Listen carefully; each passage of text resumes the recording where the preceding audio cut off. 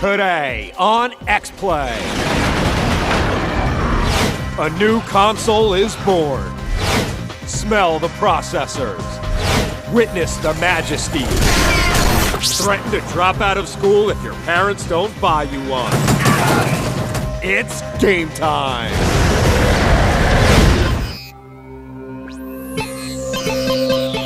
Prepare to be reviewed. Adam Sessler. Morgan Webb. Prepare to be reviewed. Prepare to be reviewed.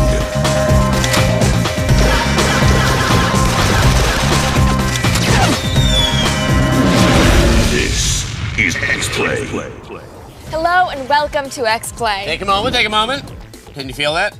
That is the collective sensation of awe and wonderment felt the world over as this most special of day approaches. A console is about to be born, bringing with it infinite possibility for pleasure, joy, disappointment, and bad Japanese role-playing games. And we are here, the midwives of American gaming culture, ready to receive the placenta-soaked PS3 into our loving hands.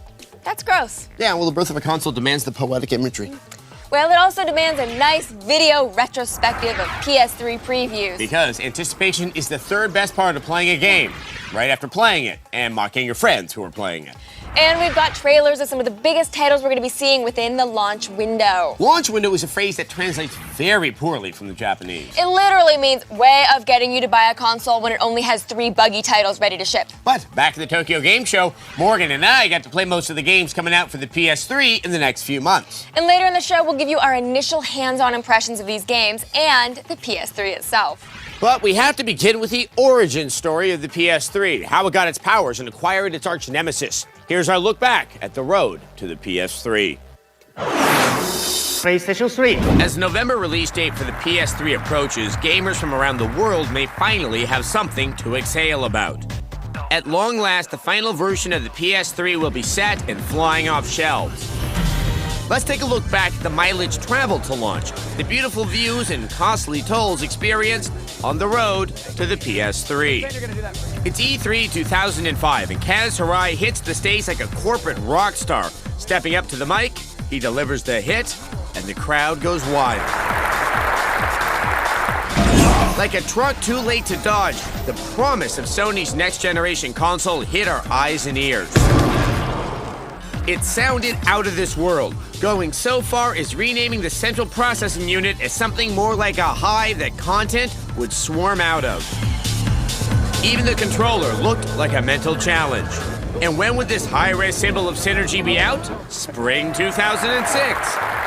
If you needed any evidence of this console's strength, you only had to see Next Gen Killzone, E3 2005. This, they said, is what you could expect from Next Gen gaming.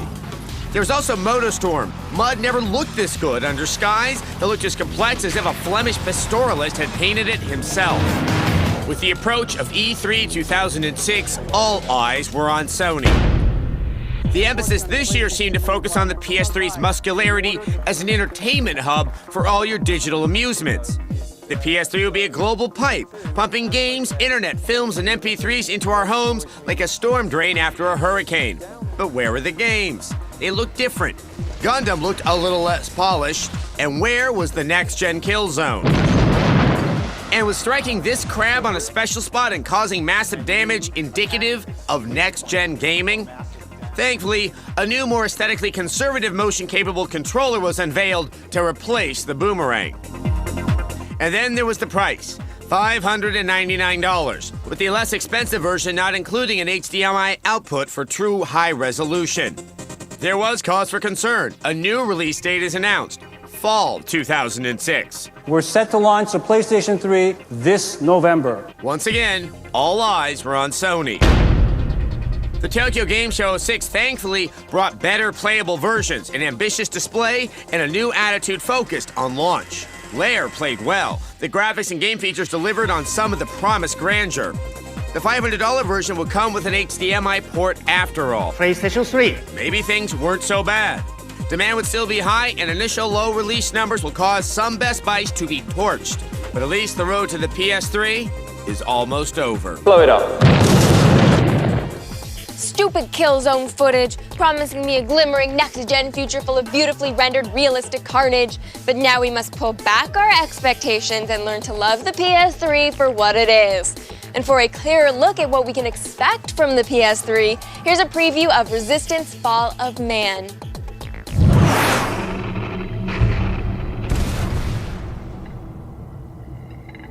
The Chimeran threat began in Russia.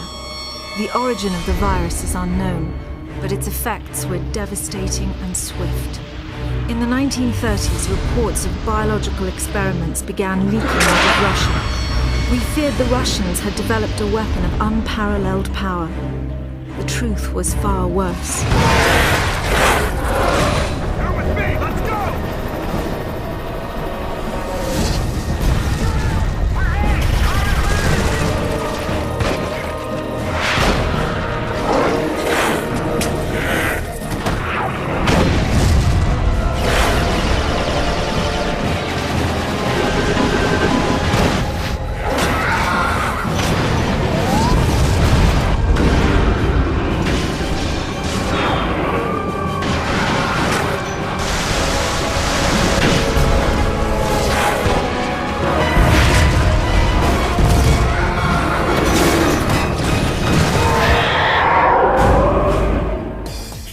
Graphics are starting to make me woozy. It's just a normal case of interconsular recompression. You just need to breathe deeply and remember what life was like when you went from the GBA to the DS. It was like having fingers for the first time. Speaking of doing things for the first time, you guys should head over to G4TV.com/XPlay to tell us whether you'd be willing to pay more than retail price for a PS3 at launch. And we're going to have your results later in the show.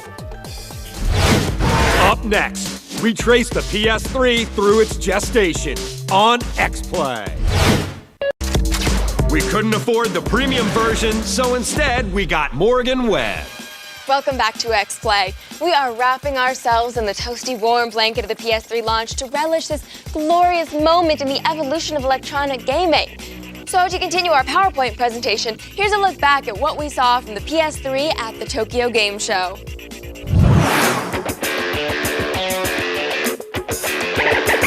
After a less than stellar E3, Sony finally has a chance to blow everyone away at TGS with more polished titles. And sure enough, they have delivered with more games, more details, and yes, more problems.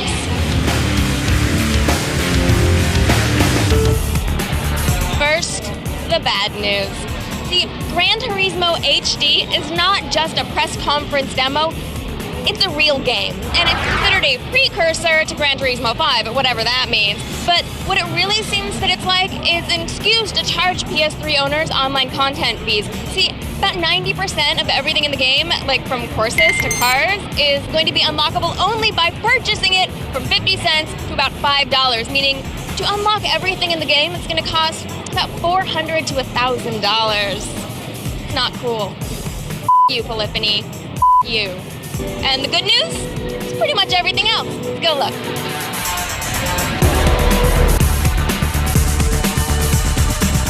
This is Devil May Cry 4. Now, this is the first time it's been playable on the show floor. Now, you don't play as Dante, you play as Neo, who looks a lot like Dante, but he has a possessed arm. He can do combos and he can grab people from across the room. Now, Capcom's really hoping to get this out for the PS3 at launch or around launch, and you actually do come into conflict with Dante during the game, so people are kind of excited about that.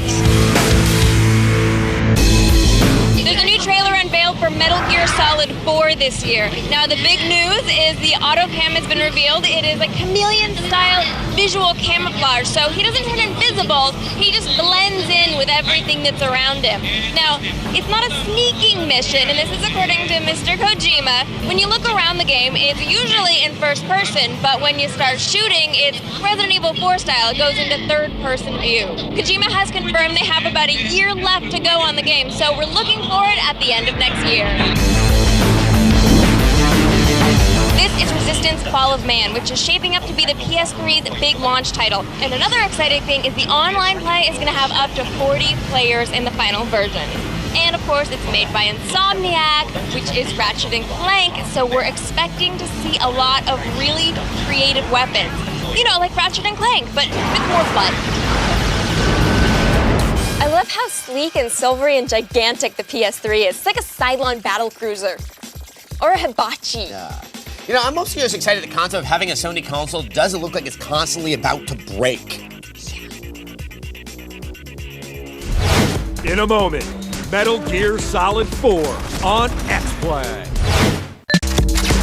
Complete with 3.2 gigahertz SPEs, it's Adam Sessler. Welcome back to X-Play. We continue our celebration of the coming PlayStation 3 with a preview of one of the most anticipated titles. Now, Sony may be closely associated with wispy androgynes and zany Japanese gangs, but one core franchise does always have the real man cred. Here's a look at Metal Gear Solid 4.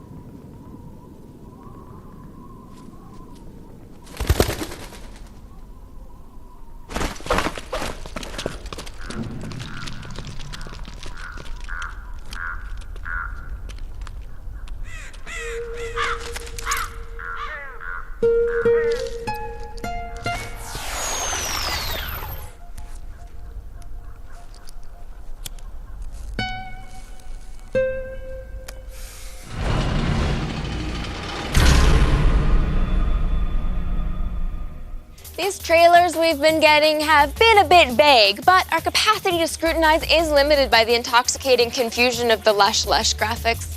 For yet another amuse-bouche of a trailer, here's Coated Arms Assault.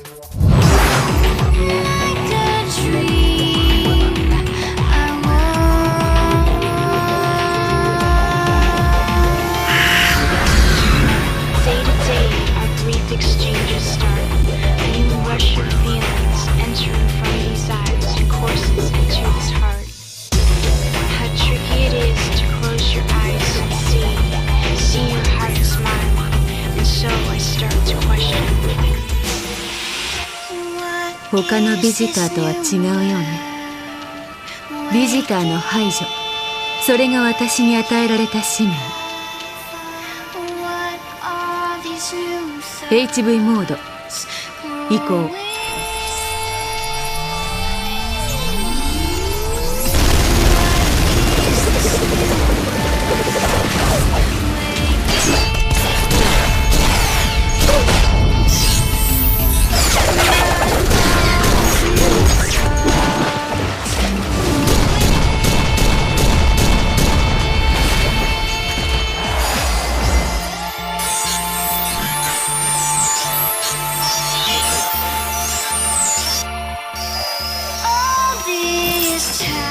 みんな死んだの。彼らのリアル。ここにはあなたの欲しいものは何もない。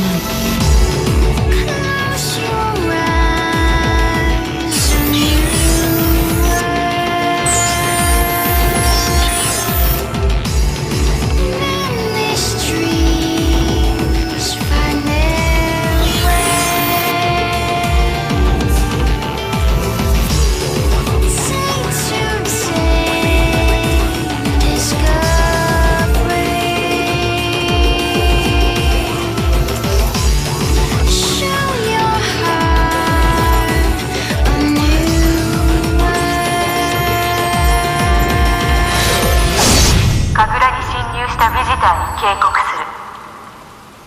この先、リアルな死があなたを待っている。さあ、リアルへ帰りなさい。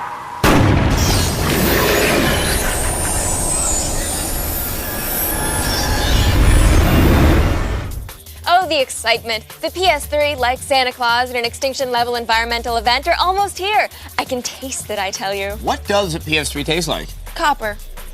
Can I smell burnt toast? Okay, Morgan's having a stroke again. We're gonna take a commercial. It happens every time they release a new console. I see it's a blood clot in the brain. Oh. Up next, hands-on with the PS3 on X-Play. Poorer but happier. It's Adam Sessler. Welcome back to X-Play. Well, Morgan seems to be recovering from a mild stroke, and we're continuing with our lead-up to the launch of the PS3. I got to spend some time with Sony's new console at the Tokyo Game Show this year. Here's a look.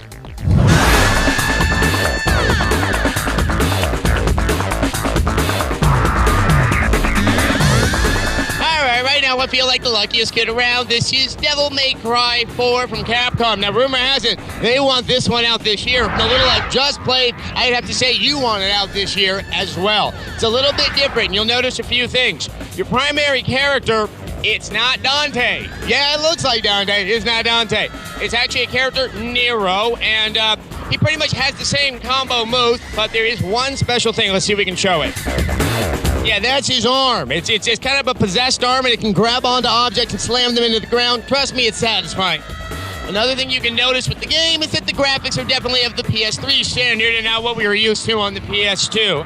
It's looking really good. You'll see a lot, hopefully very soon here, in the creature design, which is definitely more nightmarish than anything I've seen in the previous games.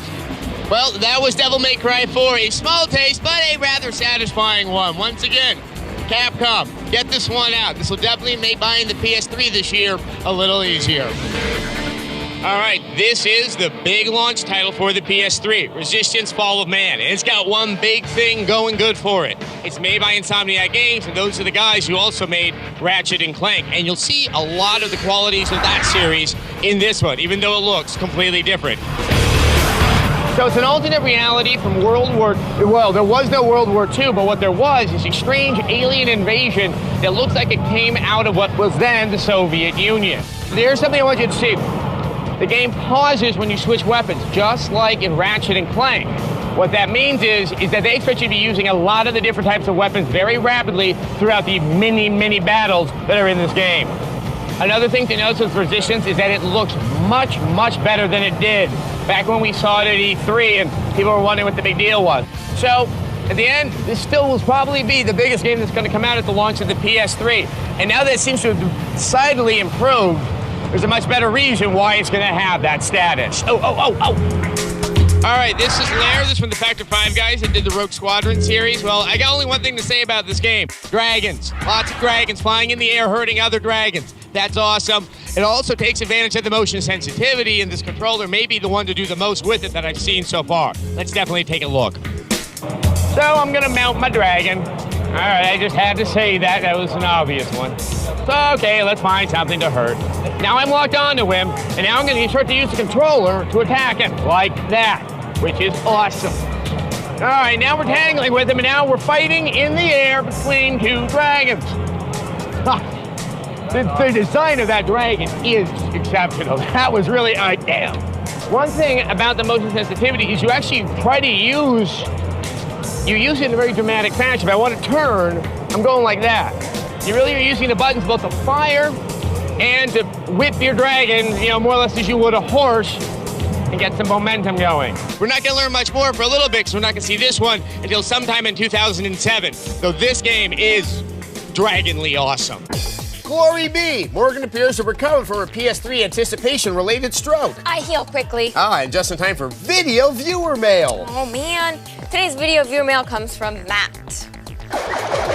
Hey, Adam and Morgan. I was just wondering, what do you guys think the worst game of all time is? You know, we talk about this a lot. We have a couple worst games of all time. Yes, I don't know. Drake and the 99 Dragons, even though we usually say Aquaman, I hate that game even more. I don't know why, but I hate that game more. I reviewed a game a long time ago called Crimson Tears, and God, I thought about clawing my eyes out. I think I did lose a little bit of hair. Oh, you cried blood, which is appropriate for the title, because Yes. Crimson Tears. Oh, I'm clever. Mega Man X7, that game holds a special place in my heart. It's this dinging sound that it makes every time you lock onto a target, that's identical to the UPS dinging sound. There's a lot of crappy games out there. We want to be asked, actually, what is the most forgettable game that we've ever played? I don't remember. I know. There was that one that was out there. With the guy? Yeah, you did a couple of things in it. And Yeah. Then, anyway. Okay, well, you know what? We knew that guy's name was Matt because it was in his email address, but in the future, please actually say your name in your video viewer mail. And if it's one of those complicated names, spell it, too. So anyway, come on over to g4tv.com/xplay and keep the video viewer mails coming. This internet age communication was brought to you by XPlay.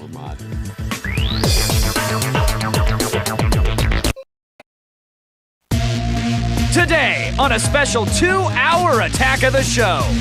3, 2, 1, liftoff! The long-awaited launch of the PlayStation 3 is finally here, and we've got the most in-depth coverage of the console anywhere on the planet.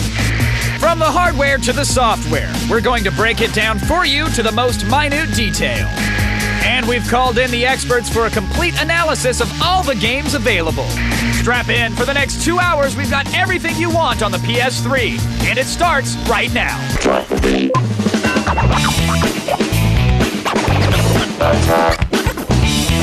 What's going on here?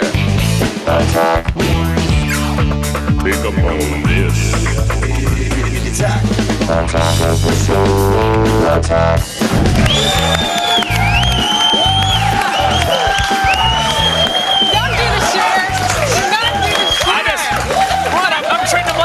For a PlayStation 3. Oh, come on. It's just a flesh wound. Just a shoulder. Welcome to Attack of the Show's PS3 Day 1 special. We are TV's only source for all the stuff you care about. My name is Kevin Pereira.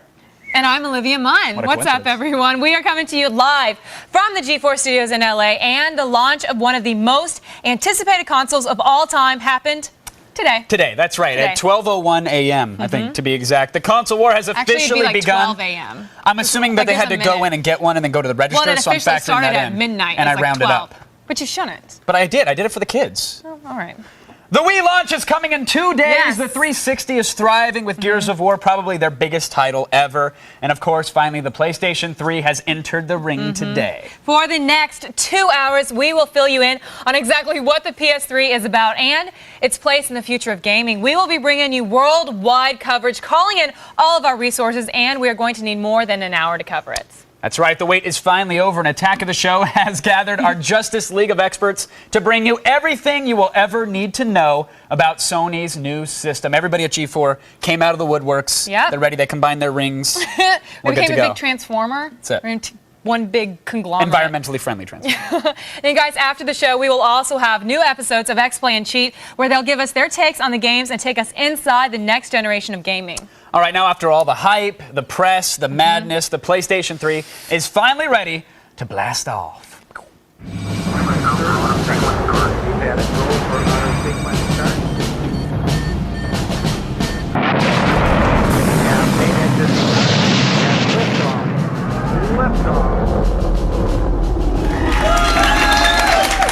There it goes. Straight for the international eBay station. It was beautiful, but that was like a silver PS3. Aren't they black? Yeah. It's cool. It's a special thing. Cool. It's it was a special beautiful. thing. It's the ceramic tile, so it doesn't burn on re-entry. Oh, you're smart. We're not even 24 hours into the launch, and things have gotten way out of hand. In Connecticut, around 3 a.m., a gunman robbed patrons in line outside of Walmart. I was laughing at the dog. Whenever you have to bring out the canines for a video game, you know something is really screwed up. One person didn't give up the cash. Sadly, they were shot. Yeah. Doing fine, though. They are doing fine. The victim was wounded in the chest and shoulder, and thankfully reports are coming in that he is in stable condition. Now, there's also been other reports of robberies and fistfights. Thief should use active reload. That'd have taken him out. Yeah, that would have Gives been you a damage bonus. I'm just saying. At a Circuit City. Like a gamer. Unfortunately, so wrong. it's just a game, and the guy had a real gun. This Kevin. is true. This is very true. At a Circuit City in Fresno, there was a near riot, actually, when all the people in line were told to move to the sidewalk. I love this. And there was going to be a raffle to see who gets the system. Here's the funny part. Yes. For some reason, for some insane reason, someone decided to make it a race to get the tickets. And then, of course, that turned into Fight Night round PlayStation 3. That's amazing. And there you go. Yeah, that guy totally deserved it. You saw him cut right there. Look at I don't that. care. What a douche. Okay, that one guy in the red shirt was so much bigger. That guy should have stepped down. Yeah, if you know that guy and you're on his Yeah. MySpace, defriend him. Well, yeah, they blew they blew the whistle. The guys did this crazy race. Yeah. It's, you know, basically, if you're going to say today is a big day for gaming, that's a huge understatement. And we are going to be here for the next 2 hours to cover it all. Yes, all the Darwinian sprints we can handle. And maybe Kevin and I will fight at the end. Oh, we totally will. To the death, just for you kicks. said I could taser you one day. You promised. I did not. Never You said did it. promise. We're Bring up talking a to the daily fans. net, you'll see. Enough of us. The gaming experts are here, the fans, and of course one of the top dogs at Sony, Kaz Hirai. Yep. In fact, Zach Selwyn was at the Sony store in New York, and he's going to show us what went down at the official launch site. And we've got the coverage from the lines here in LA where midnight launches were just as crazy. Police have been called to several stores and reports are coming in through the day about what transpired at each location. You laugh every time. It's People sad. are getting hurt. It's sad. We've got so much show today. There's so much going on. We, of course, needed to call in the clan to give us their hand and lend us some expertise. Yes, and thankfully none of them have 3 X's or 2 T's or a bunch of letters in front of their names to That'd be elite, make though. themselves cool. That would be elite. That would be. Okay, Adam Sessler and Morgan Webb from XPlay are here. Guys, what do you have in store for us? We've got a little history lesson. I mean, it seems like we've been hearing about this console for forever and a day now, and we will show you the road to the PS3. And we'll also demo Resistance Fall of Man and show you how it looks getting into a 20-on-20 multiplayer match. We're going to tag out. Let's get Blair Butler and Will O'Neill into this ring. Being the reigning comic guru, I'll of course have to tell you what I thought of Marvel Ultimate Alliance for the PS3. And I'll pop the hood on the console and tell you what kind of firepower it has inside and if it delivers. And last but certainly not least, Cheats Kristen Holt is here. Hey guys, I'll be dropping by later on to give you the tips and tricks on how to get around in Genji, the samurai hack and slash, where real battles are faithfully recreated with some giant crabs thrown into the mix. Let's go back to Kevin and Olivia. Thanks, Kristen. Thanks, Kristen. All right, now we've got a sealed PlayStation 3 in the studio. Only the lucky ones manage to get their hands on one of these. Guess who's lucky? For once, we're getting lucky, but sadly, this is the closest thing that I'll have to sex on the show today. Until Bring out the PlayStation 3. Oh, wait, careful, Pereira, careful. Okay, good. It is beautiful. You guys, we are going to pop this box's cherry, undress it, show you what is inside. God, Kevin, should we be doing this on TV in front of everyone? Oh, I mean, tastes it feels, so good. kind of dirty. You're just nervous. Don't worry, we're going to take it slow, baby. All right. We're going to ease into this sucker. Wait. Ooh, nice. let me just get that himsy. I can't believe himsy we're little both flap doing this out at of the way. one time. Oh, I knew it was going to happen eventually. Oof, oof. Now let's get into it. Come Yeah, on, let's right, go. okay. What do we got? Okay, we've got cardboard. Taking it out? Cardboard! Woo! There's a system in here There is somewhere. a Hold on. system What in do we here. Can we do it together? Some teamwork? Oh, I got it. Got a controller. Huh? Look at that. I got a little bag. I got an Ethernet cable. You got an Ethernet cable? Yeah. That's cool. You could probably suffocate an infant with that plastic bag too. So Right, nice. 2 for 1. Got that. In case the next gen gaming isn't fun enough. Now, what's great about these controllers? Help me with this here. Okay. What's going on? It's so weird Be with this careful, music be going careful. on. You guys, you ready for this? Is anybody ready for this? Oh, wow. nice. Okay, no. Take it off slow. Take it off slow. Okay, Give me a little show. Wait, don't forget the manual. Work it for the camera. Okay. Work it. Yeah. Woo! Yes! Yes! Oh! Don't get behind me! No, I was trying to over the shoulder. Oh, look at it. That's the PlayStation. Wow! All right, and now, Miss Munn, it's time for the ceremonial tongue bathing of the next generation console. Go. Oh, you're gonna throw it back to me? Yeah. I like it. You think they're going for a lot on eBay? Wait till you get this one out there. Oh. That was a lot of fun, and I think I need a cigarette. Yeah. I don't smoke, but this would be a good time I to might start. actually call this one back in the morning. Let me just say, the best part, Talladega Nights comes with this one. Oh, yeah, Will Ferrell. Come on. He's next gen. All right. Can we get a towel? Clean yourself off, sweetheart. What is that? I'm going to go use a shower. Okay, great. All right. You went the wrong way with that. This is sacred. Of course Kevin it is. Pereira. It is. You're right. You're right. It's beautiful. It really is beautiful. Spider-Man font, really? How much do you think we can get for this after the show? Well, we're going to talk about that. We got an eBay segment coming We up, do. and I'm going to tell you exactly what you can get for one of these. You guys, we cannot cover the PS3 news all by ourselves, especially not just from Los Angeles. And luckily, we have our roving investigative reporter, Zach Sullivan, out and about and just helping us out. Zach was at the Sony launch event in New York City where the first PlayStation in America was sold by Kaz Hirai himself. So let's throw things over from the west side to the east side. Yo, it's Zach here in New York City at the Sony Style Plaza. We're here to witness the dawning of a new era in gaming. Yes, we're counting down the minutes until the launch of the Sony PlayStation 3, y'all. How you doing? Angel Paredes, my man, came out here. When'd you get here? Monday night, 8:30. First guy in line. What are you most excited about playing when you get this thing? Probably Call of Duty 3, Resistance of Man. Those two, basically. Here to play the PS3, baby!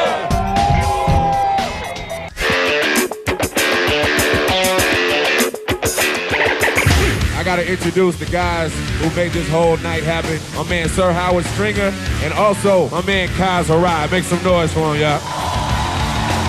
Thank you for being so enduring out there in the rain and the cold, and for being so loyal to PlayStation. We're obviously proud of PlayStation, but you made PlayStation happy.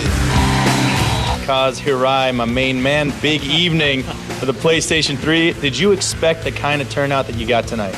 Well, you know, we saw the crowds forming as early as Tuesday this week, so I was thinking to myself, this could be a pretty big crowd, and as it turned out, we have lots of people waiting for the PlayStation 3. How many units are actually going to be leaving these doors this evening? Well, I don't know. You know, we're going to try to make sure that all the people lined up can go home with the PlayStation 3, but if not, make sure that they can come back in the morning or the day after, again, and try to get those units to them as quickly as possible, because we don't want too many people waiting in line and having to go home empty-handed.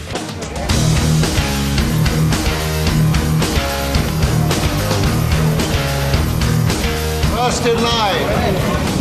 That's a happy fella. Thanks so much, Zach. And make sure you guys stick around later in the show. He will be back with the people stuck in the rain waiting for their shot at a system. Yes, Kevin, Right. this is the console, everyone. Yes. And this is the controller. This is Right. everything you need, the most important Right, item. it comes with next-gen twist ties. Okay, Kevin. Okay. It's PS3 day one, and every jerk with a blog has an opinion about what's going Yes. on, of course. But right now, we'd much rather be talking to you guys in the army of monitor heads. Do you think Resistance Fall of Man will be the best launch PS3 game? That's a really good question. It's clearly the best reviewed game so far. I mean, Right, we and I think played- there's a reason for that. It is probably the best launch game, yeah. Well, we played Motorstorm yesterday, which looked really cool. Right. But Motorstorm's a demo that you get of a game that's not coming out for a year. When it comes to the launch titles, you can look at Resistance, or you can look really at Ridge Racer, which is getting a lot of good buzz. But you know, you gotta if you're one of those guys and only got the 20 gig hard drive, don't forget you're going to be throwing 5 gigs of Ridge Yeah. Racer on that drive to play it with halfway decent load time. And most likely, most people are going to have the 20 because all the 60s went first. Well, 60s are totally They're gone. gone. So You some can't people even had to get settle for the 20. And so for those guys, I feel for you. But to answer the question, yeah, Resistance definitely is the must-have title for the not-so-must-have console. Not so must-have console. No, wow. I'm very excited for it, and I'm going to say that, but we're going to say what? why. You can't touch it. But no, I want to touch it. I just didn't want to wait in line for it. Okay, everyone. Over the past few years, Sony has made a lot of huge promises. Some launch titles didn't even materialize, and the number of consoles available dwindled the closer we got to November. Yeah, Sony says the next generation of gaming is here, though people had to sleep outside for days or fork over huge amounts of cash for the chance to be a part of it. The stores are cleaned out for now. Without a doubt, people are willing to do anything to get this console. That's why I'm saying it's a little crazy. Desperate times, people. Desperate action. Things have gotten drastically out of control. I mean, someone got shot outside of Walmart today. That's crazy. We want to know what you guys at home think. Is the PS3 worth taking a bullet for? Vote on our website, g4tv.com/AOTS, or text your vote to G4TXT. That's 44898 to vote and register for AOTS Live News People Alerts. are going to say yes. Bullet. People are going crazy for this thing. A bullet for? They will say yes. Do you want a PS3? Watch. I want the only news that I need to know. Really? Well, Here's I can give you that Layla for free. with the feed headlines. Thanks, Kevin. Here's what's coming up in the feed. First up, a shot has been fired and it's heard around the gaming world. And I'll tell you where first blood has been drawn in the next-gen console wars. Plus, the PS3 launch has generated everything from midnight parties to pre-dawn stampedes. Ask me nice and I'll give you the details. And finally, some eBay users are turning a tidy profit on their precious PS3s. It's all coming your way in the feed, but first, back to you. So did you guys get left out of today's launch? It's okay. We are here to make sure you get your fix. Coming up next, X-Play's Adam Sessler and Morgan Webb will be dropping by. That's right. We're going to break down some launch titles and give you a little PlayStation 3 history lesson. It's got a sordid past. And of course, later on the show, we're going to give you some help on where to find one of your own. I know a lot of people want that info. It's PS3 Day 1 on TV's only source for all the next-gen goodness you care about. The road to the PS3 has been a long and winding one, but we're here to lead you in the right direction. And from the hard drive to the Wi-Fi, we're tearing into the PS3 on AOTS hardware. According to a recent survey, over 9 million U.S. consumers are prepared to pay full price for the PlayStation 3 when it launches. But with the PS3 costing almost $600, what will you sell to buy it? I'm selling my baby. I sold 5 pints of my own blood. I sold my sperm, because I didn't need it, and I can make more. PlayStation 3. What will you sell to buy it?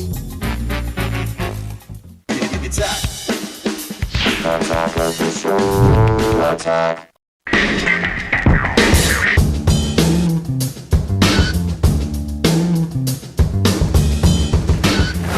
Welcome back to the show. We are live on PS3 Day 1, bringing you 2 hours of coverage in the midst of gaming history. That also means there's a new console to pwn kids on. Let's go over to the man who knows how to make all the children cry, Mr. Kevin Pereira. They thought they were getting candy. That's funny. That's right. We're about to take a closer look at the launch of the PlayStation 3 and see exactly what this console has to offer. So buckle up, boys and girls. It's time for a game break.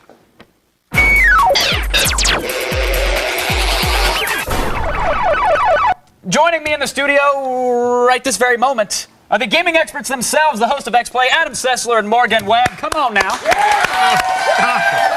No, keep it going. You might as well take advantage of it.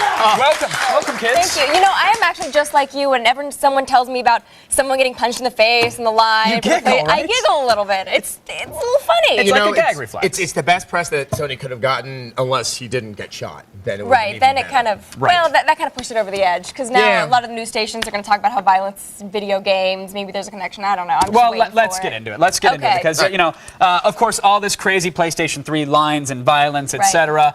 Did the launch meet expectations, or was it overshadowed by the critical injuries that happened? I think it's become almost a fiasco. Nobody can get their hands on it, and a lot of the problems are caused by just really pathetic mismanagement on the hands of the individual stores involved. Like telling people to go make a new line over there after you've waited for 3 days. That is mind-bogglingly stupid. That's not a good idea. We're going to play musical chairs. You 500 angry, tired, sleep-deprived people, go ahead and fight. Exactly. I think as long as you're looking forward to not getting a PS3, it was a smashing success. Sure. It's really, I mean, we went from 4 million to 400,000. We think it's hovering around 200,000. You're trying to make this like the seminal moment, and it's amazing. Though what I find funny is I'm asked all the time still, is this deliberate on the part of Sony? Are they trying to short their own supply? To which I say, no, that's crazy. Okay, all right, that may be crazy, but Morgan, is it crazy to wish that Sony might have had a little more foresight and maybe held off on releasing the console until they could have met demand? No, I feel like this is one of those examples of the marketing department saying, it's going to be out on this date, and the developers in the back going, we're not ready yet. And them just not communicating, and they're like, no, we have to have it out by the holidays, and this is the situation that we get. I think we're really going to better understand this launch in a couple of days, because I'm waiting to hear if there are problems. We're hearing reports of problems with the HDMI cables and Panasonic high-def cables. Anecdotal at this point. Yes, it is anecdotal, but yes, we've heard in a couple of days we'll get to know if this is happening, how pervasive it is, and when you're selling a $600 piece of technical equipment, the expectation is it better work, and that's going to really hurt people that may have tried now, and if they're going to try later. Well, let's assume that there's maybe 3 or 4 people out there that actually got a unit. They take it out, they hook it up, it actually works. They didn't put it on eBay, believe it or not. What games do they have to play? I mean, is there any software really worth going for right now? If you have one, you better get Resistance. After that, what if you're about lucky, Mobile Suit Gundam? Isn't that supposed to be No, next-gen awesomeness? remember when that came out at E3? Everyone was like, that's awesome. And the mech is like clamoring through the city, and everyone's like, it's going to happen. We're going to have a good mech game. Then we saw it at TGS, and like, oh my God, they're putting us on with that terrible footage. Right? You funny Namco Bandai guys, oh my God, you told the truth. Right. There's frame rate problems in this game, even though it looks like some caca I'd find on my PS2. Yeah, I mean, it's like their idea of like an outdoor setting is canyon wall. I mean, really, the Roadrunner in Coyote wouldn't go there to have fun. It's cynical and almost disgusting that a game like this would be launched as some kind of like, next gen representative. All right, well, Morgan said that they made up for it with Untold Legends Dark Kingdom. Isn't that really the... Oh, wow, she just shot laser beams at me for saying that. She said it was worth picking up. Did you play it on the PSP? I did play it on the PSP, yeah? Yeah, it's about the same. No, I mean, Except there's like fewer characters that you get to play. Yeah, I mean, it's same old button masher, same old repetitive. It's the button masher. Now, obviously, the catch of this is supposed to be that this is from Sony Online Entertainment, right? And you can get online. Now, it's funny. It's kind of just like the single player. I mean, it really. It's pretty graphics, but the gameplay, what people need to realize is that next gen can't just be a polish on something. Sure. You have to be allowed to play a game in a way that you haven't played it before. More characters, various environments that you could have different branching paths. I mean, even that's the old gem, but that's not even like really an option. You swing your sword or your hammer, whatever you happen to have, and it doesn't feel like you're making contact with anything, and that's like a PS2 lesson. But doesn't the controller just rumble right out of your hands?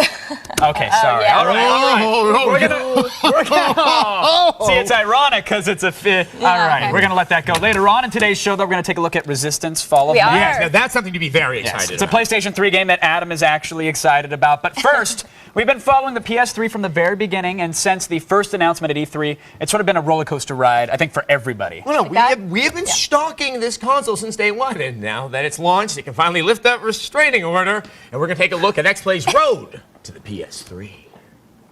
PlayStation 3. Now that the release date for the PlayStation 3 is finally here, gamers around the world have something to exhale about. At long last, the final version of the PS3 will be set and flying off shelves. Let's take a look back at the mileage traveled to launch, the beautiful views and costly tolls experienced on the road to the PS3. It's E3 2005, and Kaz Hirai hits the stage like a corporate rock star. Stepping up to the mic, he delivers the hit, and the crowd goes wild. Like a truck too late to dodge, the promise of Sony's next-generation console hit our eyes and ears. It sounded out of this world, going so far as renaming the central processing unit as something more like a hive that content would swarm out of. Even the controller looked like a mental challenge. And when would this high-res symbol of synergy be out? Spring 2006. If you needed any evidence of this console's strength, you only had to see Next Gen Killzone, E3 2005. This, they said, is what you could expect from Next Gen gaming. There was also MotorStorm. Mud never looked this good under skies that looked as complex as if a Flemish pastoralist had painted it himself. With the approach of E3 2006, all eyes were on Sony. The emphasis this year seemed to focus on the PS3's muscularity as an entertainment hub for all your digital amusements. The PS3 will be a global pipe, pumping games, internet, films, and MP3s into our homes like a storm drain after a hurricane. But where were the games? They looked different. Gundam looked a little less polished, and where was the next-gen Killzone? And was striking this crab on a special spot and causing massive damage indicative of next-gen gaming? Thankfully, a new, more aesthetically conservative motion-capable controller was unveiled to replace the boomerang. And then there was the price, $599, with the less expensive version not including an HDMI output for true high resolution. There was cause for concern. A new release date is announced, fall 2006. We're set to launch the PlayStation 3 this November. Once again, all eyes were on Sony. The Tokyo Game Show 06 thankfully brought better playable versions, an ambitious display, and a new attitude focused on launch. Lair played well. The graphics and game features delivered on some of the promised grandeur. The $500 version will come with an HDMI port after all. PlayStation 3. Maybe things weren't so bad. Demand would still be high, and initial low release numbers will cause some Best Buys to be torched. But at least the road to the PS3 is finally over. Blow it up. Have blown up. Nice. Thank you, guys. Thank you so much for coming on. Of course, Adam and Morgan are going to be back later in the show, and we will demo Resistance Fall of Man, some multiplayer action live. We're going to show you how it all works. And following tonight's PS3 Day 1 special, there's going to be a brand new episode of X-Play. That's your show, right? Yeah, that's right. That's what it's called. You'll have the first ever reviews of all the PlayStation 3 titles. It's going to be good, but right now we're heading over to Olivia. Still ahead, cheat host Kristen Holt will be dropping by to give us some strategy tips on how to hack and slash your way through Genji Days of Blade. And stay tuned, tech expert Will O'Neill will be coming by. He'll tell us what makes the PS3 tick with an all-new AOTS hardware. You're watching TV's only source for all the stuff you care about on PS3 Day 1.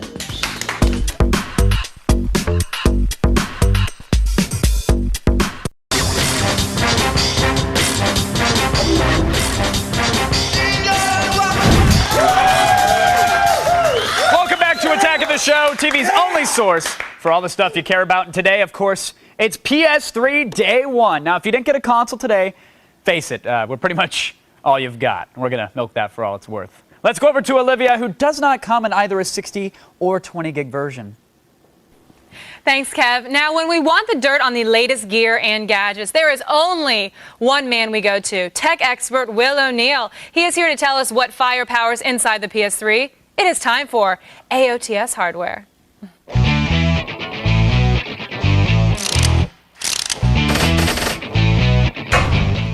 I love the way you say AOTS hardware. Do you? You make AOTS hardware sexy. hardware. It's fun to say. Yes. Especially when I've got Will on the brain. Hey, Little Tech O'Neill. You're not alone with that. Okay, but we have to get serious now. Yes, we do. Yes, It's serious time. This is the PS3. I'm actually touching it. Olivia Munn, touch this PS3. There's my fingerprints right there. I'm going to sell now, this on we've seen what's in the box, and now I want you to give me a breakdown on the machine. What makes it so great? What makes it different? What makes it not so great? Yeah, it's pretty awesome. You know, at first, but before we get started, I got to point out that we have the deluxe version, so it's about $100 more than your standard PS3. But what makes it deluxe? It's awesome. It's got a 60 gig hard drive. It's really technical stuff. It's Sony created this brand new 3.2 gigahertz cell processor for it. It's pretty high in unit. It's awesome. Now, I get that the cell is the end-all, be-all, but what makes the PS3 different than the Xbox 360? Well, one of the things that everyone's talking about is the hard drive that Sony put into it. It's totally replaceable. You can pull it out. It's very easy. It's hackable. The system uses a 2.5 serial HCA drive like you would use with a laptop, so it's a little bit more expensive, but it's completely doable. It's also got a multi-format memory card reader. In addition to reading all types of Sony memory sticks, you can also use compact flash and SD cards. And of course, it's got built-in Wi-Fi and Bluetooth, which works with the new wireless controller. You can actually hook up to 7 controllers to one system using Bluetooth. It looks a lot like the old controller, but it's different though. They've redone it and made it wireless. It's a wireless. Yeah, well, you can actually still use it with a cord, but with the Bluetooth, it has a range of nearly 65 feet. So of course, you have to have a pretty big display if you want to use that guy. But or you can be in the bathroom still playing. Yeah, bugging people. But there's no vibration, so you're going to be. I know. There's no rumble. No more rumble. During my Madden. I don't get that. I know you're hardcore nice with that. Shake. Yeah, but it's nice and lightweight though. It's cool. Well, right now I want you to show me exactly where the hardware is on this. Okay, the hard drive right here is on the side here, and you pop that little panel, and you slide it over, and it just pops right out like that. Wow, that's really easy. Yeah, and then you can just pop it right back in. Can I see it? There you go. It's pretty small. Don't break it, Mom. I won't break it. This is very expensive. But this is great because I know that Sony made this so that whoever buys it, they can do whatever they want to it. Yeah. They can break it apart, add it. It's their machine. They can do whatever. It's pretty cool. That's pretty damn easy. All right, thanks so much, Will. No, you're welcome. I'm not going to touch this anymore. I'm going to give it back to you. I asked for everything. And I'm going to sell it on eBay now. It has my fingerprints all over it. Will you sign it? I'll get a little silver Sharpie. You don't want me to sign that. My signature is not worth what this thing actually cost. Will be back later to take us back inside the PS3 and back inside his head. Although I'm not quite sure I really want to get in. It's hard to get out of my head once you get inside. It is hard. I've been trying my whole life. Look at that. I've got Will O'Neill on the brain right now. This got to send over to Kevin. I can't even think right now. Breathe, sweetheart. You'll be fine. It's PS3 Day 1, and we're just getting started. We've got 2 hours of exclusive coverage inside the gaming event of the year. And Cheat's Kristen Holt will be here in studio to preview Genji Days of the Blade right after this. You are watching TV's only source for all the stuff you care about. Having trouble with crazy sword-wielding Asian girls? we've got your Genji tips to get you to the next level. And we've got the president and CEO of Sony Entertainment, Kaz Hirai, filling in all the gaps.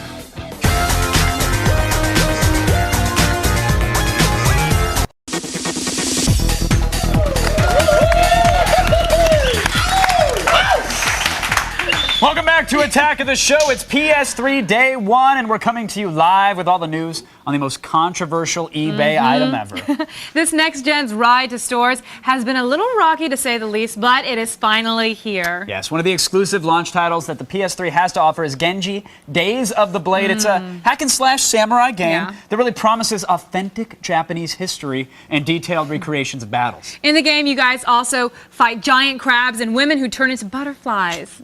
Did that really happen?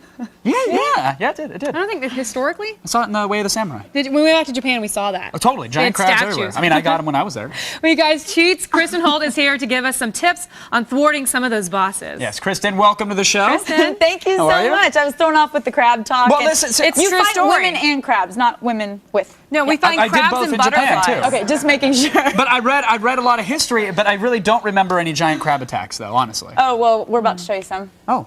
And that they could actually be defeated by, like, hitting their weak spot. Is that true? Yeah. You want to know some more? I would love to know some more, Kristen All right, Holt. well, yeah, they took a little creative liberty there, but she needs something a little larger than life for a game like this. For all you gamers out there, we took on some of those bosses, and here's some hints on how to get ahead by unscathed. These newfangled giant enemy crabs are great and all, but a little overexposed. Sometimes circumstances call for a good old-fashioned crazy wench to fight. Amazingly enough, Genji is so gracious as to give you 2 unhinged ladies to wrestle. Not to mention these creepy sisters. The Netherworld is where the souls of the dead are gathered. Sounds like a wonderful vacation spot. No wonder we're trying to get there. On your way to the aforementioned Netherworld of ancient Japan, you'll be rudely interrupted by this lady.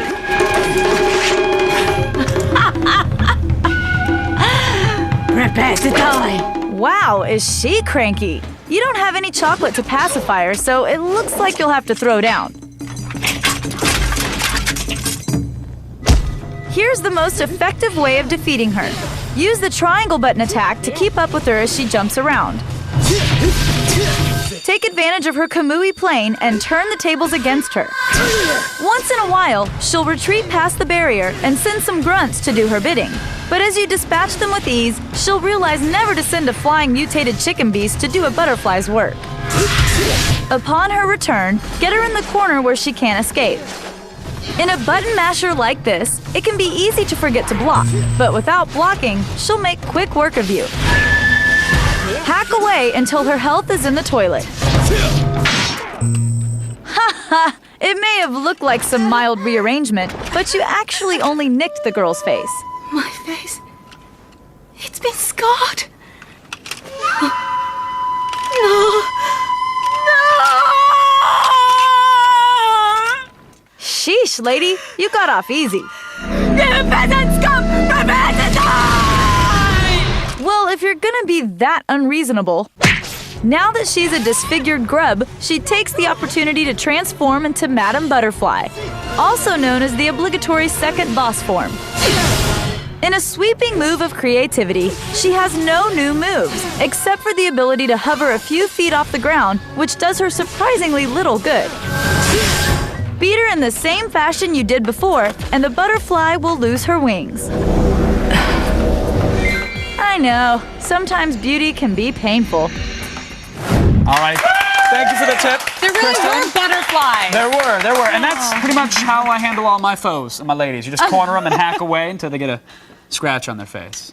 Hack and slasher. That's it. With the Nice, ladies. Kevin. That's it. You reveal a That little explains a bit lot. too much every day. That's You know exactly that? how I'd react if somebody scuffed this moneymaker. I wouldn't You know be what I'm surprised saying? if one day we get a knock and it's the police and they're looking for you. You can hang out at my house. Oh, sweet. I'll stash you. You guys, You're make sure to stay tuned to G4 because Kristen will be back tonight with a brand new episode of Cheat tonight at 8:30, where you'll get all the advice and guidance you'll need to know to become a PS3 Samurai Master or a Butterfly. Ah, best of both worlds. But right now, it's time for the only news that you need to know in the feed. Thanks, guys. I'm Layla Kaylee, and it's time to start the feed.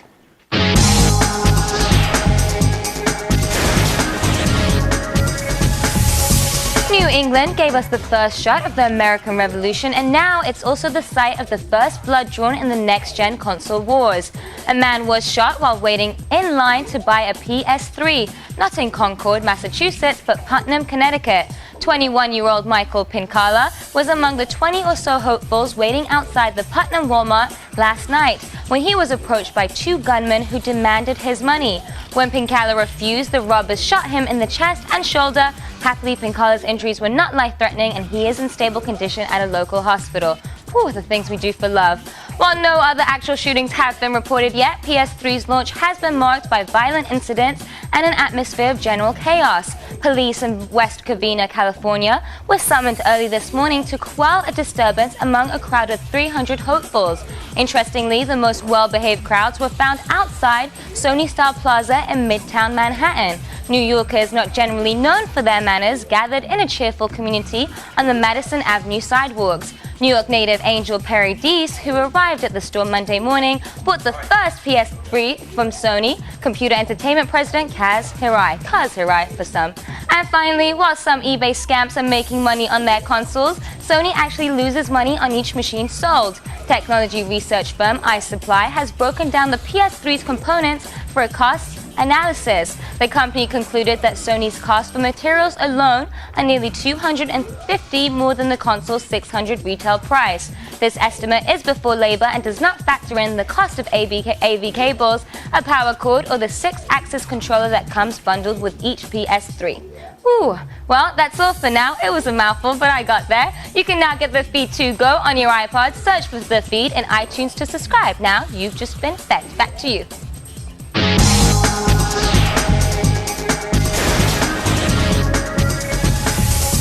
Hey, if you spent days in line for a PS3, you can stay on that couch for the show. No problem, right? We have lots more ahead, and you don't have to pee in the bushes right in front of the Best Buy to do it. Is it okay if I did, though? Well, yeah, but do you really have to? No, I mean, I didn't have to. It was fun, though. When we come back, I'll put the screws to Kaz Hirai about the launch and long, winding road it took to get here. Stay tuned for more on PS3 Day 1. To the bushes! President and CEO of Sony Entertainment, Kaz Hirai, answers all the questions we can't figure out. And prices are high and still soaring. We'll show you how much you'll be paying if it came from eBay.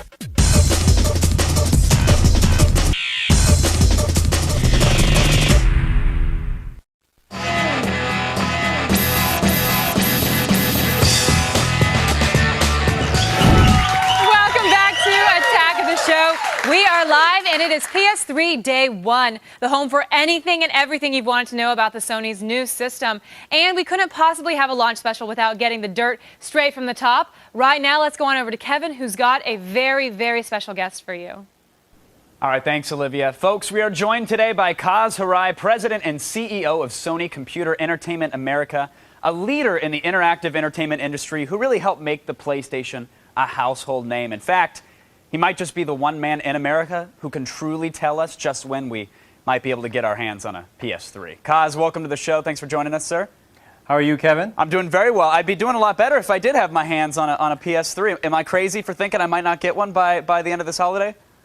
Well, we're trying everything humanly possible to increase the output of the PlayStation 3 from our factories in Asia, and then making sure that we bring it to our shores as quickly as possible, which means traditionally we would put it on an ocean freighter across the Pacific, maybe taking 12, 14 days. What we're actually doing with the PlayStation 3 right now is putting them on charter jets. So as soon as the pallets fill up with PlayStation 3 on jets, they take off, they land on the West Coast. Wow. We try to turn it around as quickly as possible and get it to all our retailing partners. Wait, now Kaz, what if I'm willing to cash in my Southwest miles and fly to Asia myself? would you let me pull up to the factory and maybe take one off? Maybe you can carry about 10 or 15 of them and check them in as baggage and some carry-on, and then fly back with us. I'll smuggle a couple back. Well, obviously, people showed up in droves. Thousands of gamers camped out here in North America to get one of the consoles. I mean, you cannot ignore the power of a PlayStation launch here in North America. Flipping the channels anywhere, you're seeing people in lines, camped out, ordering food, pitching their tents. But some people have been criticizing the launch, saying, listen, Sony waited almost 6 years to launch the PlayStation 3. You guys wanted to get everything right with the Blu-ray and the cell processor and make sure this thing was good to go. why not postpone it just a little while longer to perhaps meet demand just a little bit more? Well, you know, we wanted to make sure that we launched the PlayStation 3 in time for the holiday season, and I think there was already a lot of anticipation, a lot of buzz, a lot of excitement, you know, as we talked about the PlayStation 3 as early as E3 of last year, and we wanted to make sure that we had the product to the market in 2006 rather than waiting for 2007 to arrive. And it's our challenge really to make sure that now that we have the console launch, that we do everything possible to manufacture as many units as possible and to bring it into the North American market as well as the Japanese market in many units as possible and as quickly as possible. What about the reaction to last night's pandemonium in some places? There were reports of shootings and robberies. I mean, I understand getting the console out the door maybe to stop Microsoft from gaining more foothold or to kind of overshadow Nintendo with the pure hype that's going on with the PlayStation. And that's understandable, but at some point, don't you have to be concerned for the safety of your gamers, and perhaps you want to offer them a good experience and not have them get frustrated with the fact that the console's out, it's been launched, but they're not going to get one? Well, absolutely. And I think a lot of our retail partners made sure that with the people in line, they were given wristbands or be given the opportunity to, go home or go to, a place to get a bite to eat and keep their place in line. At the Sony Plaza, we made sure that we were handing out, coffee, what have you, and also make sure that, there wasn't much of an incident. Now, there were some isolated incidents, I believe, of people, for example, trying to cut in line, and then, of course, the people that were already in line, trying to stop that. I've not heard of a shooting, but again, it's something that, we're obviously cognizant of and want to make sure that, the people coming in to purchase the PlayStation 3 when they're lining up, have a great experience being a part of the launch as opposed to it being a negative experience for them. All right, Kaz, I know there's a lot of gamers at home now that are very excited to check out their PlayStation 3, and I know in the years to come you're going to have some great experiences for them. Congratulations on the North American launch, and I want to thank you for joining me today here on Attack of the Show. Right now, we're going to head on over to Olivia, who's got some info on the competition. Thanks, Kev. With all the hype surrounding the Wii and the PS3, it is easy to forget that another amazing next-gen system is available in stores right now, and it has been for the past year. With a great lineup of games, why wait in line and risk a beating when you can play some Xbox 360? Here are some of the best games that Microsoft has to offer. It is time to attack this.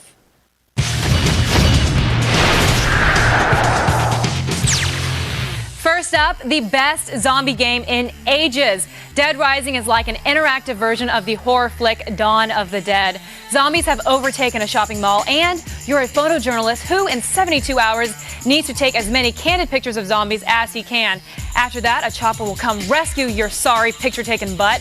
Until then, you gotta stay alive, kill some zombies, and maybe help some non-zombies along the way.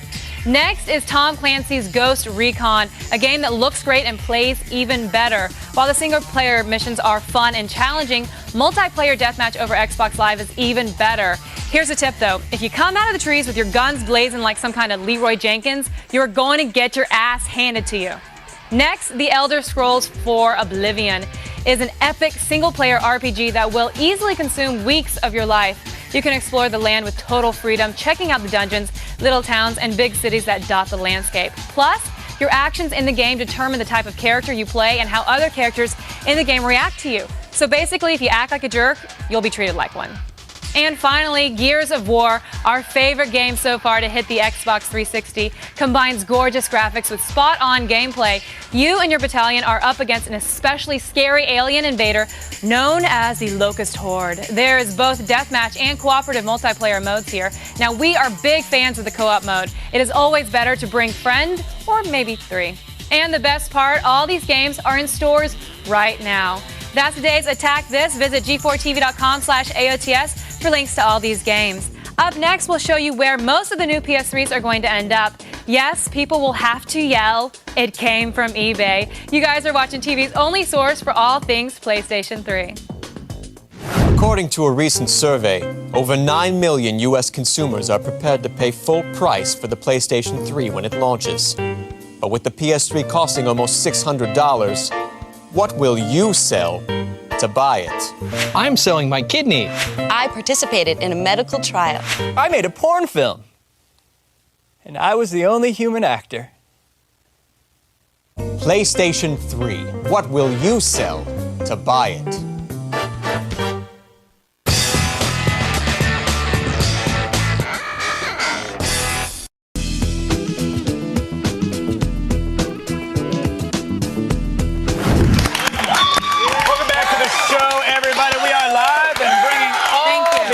Of coverage. We've got the headlines, the games, anything you could possibly want.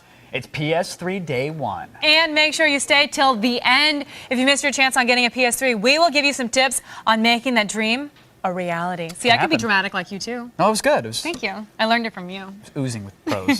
You guys, the past few months, if you said PS3, you also usually have the word eBay within the sentence. Yes, the majority of consoles that got pre-ordered were not bought by the gamers that deserve them, but by people trying to make a quick buck and going online to resell it. Yeah. Yes, and if you guys really need a PS3 now, and you'll have to tell everyone. It came from eBay! What's going on here? Yes, eBay is back. That's right, that's right. Now, if you're on eBay right now, prepare for a little bit of the sticker shock. You know, now that the wait is over and people are taking pictures and selling actual PlayStation 3s. Did that say $25,000? Well, here's the deal. The average PlayStation 3 selling price has almost doubled since yesterday. It looks like there's a decent amount of fraudulent bidding going on. I'm assuming 20K, probably not legitimate. What's fun about that? Going, ooh, I'm going to sell it for 20K.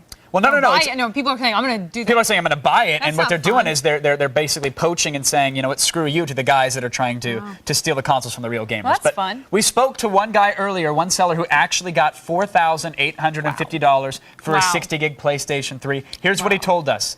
He said, I predict that deadbeat bidders galore, pissed off sellers, joke buyers, done. That was today. That's what happened. So, but not to him. He sold his for almost $5K. Very impressive numbers, though. Console. Yeah, $600. It's quite a return on investment. That's worth getting shot for, I think.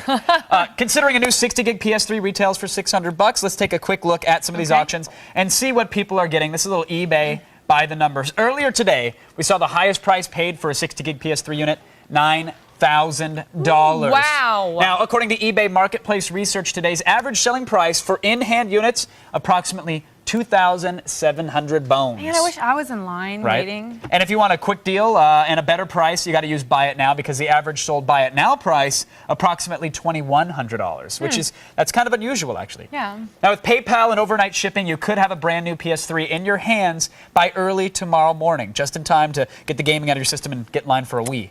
But let's watch an auction that's ending right now. This is an auction that we had. We knew it was ending sooner. It was. The current bid was $940. We're going to refresh the page. Hope you didn't pop in porn. $1,825. There you go. It is done. Let's see one more. Well, this one was going for $1,230. We refresh. $2,425. This is fun. Keep doing them. Refresh, refresh. We got another one coming down. $2,200. That was $2,200, and now it is. Well, that was anticlimactic. That didn't change much. How about this one, though? $1,175 should be ending. $2,425. Wow. So as you can see, that's fun. Them's going for big bones on eBay. But, you know, if people are going to stand in line and risk getting beat and shot, then they deserve They clearly deserve it. it. If people are going to pay for it, I mean, they have the money to throw it away. I don't know what else you could really say about all this, except it came from eBay! Scene. All of you people should be ashamed of yourselves. How dare you exploit a global tech powerhouse like Sony? They need the money, folks. I know. Hello. Have patience, everyone. Have patience. All right, if you think we're done here, you got another thing coming. Our coverage of the PS3 Day 1 is in full force for another hour. I don't know why I did that. And there's way more Attack of the Show coming up. Yeah, we've got game, demos, reviews, and a brand new loop breaking down the day's events and much more. We're not lying when we say we are worth watching, and we are TV's only source for all the stuff you care about.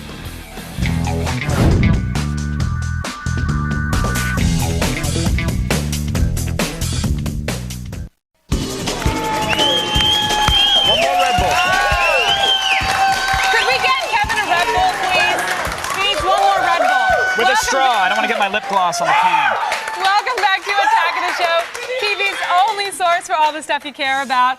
This is Olivia Munn. That is Kevin Pereira, and it is PS3 Day 1. If you guys are just joining us, we are kicking off our second hour of worldwide coverage. That is right. We are coming to you live from the G4 studios here in the City of Angels, smack in the middle of the biggest day in gaming. It's launch day, and it is nuts out there. Attack of the Show was ready. So we prepared a supersized edition of the show, and we are covering this event from top to bottom. And once we wrap things up here, our partners in crime at X Play and Cheat will have brand new episodes breaking down all the games and events of the day. All right, so far we've covered some of the launch titles out there, checked out the hardware, I just grilled Kaz Hirai, and if you think that's a lot, you gotta stick around because we've got plenty more coming up. The PS3 is a huge piece of hardware, and one measly hour it just can't cover it. Can't. Now, G4 is here all night bringing you everything you'll ever need to know about the PS3. Buckle up and strap in. It's launch day.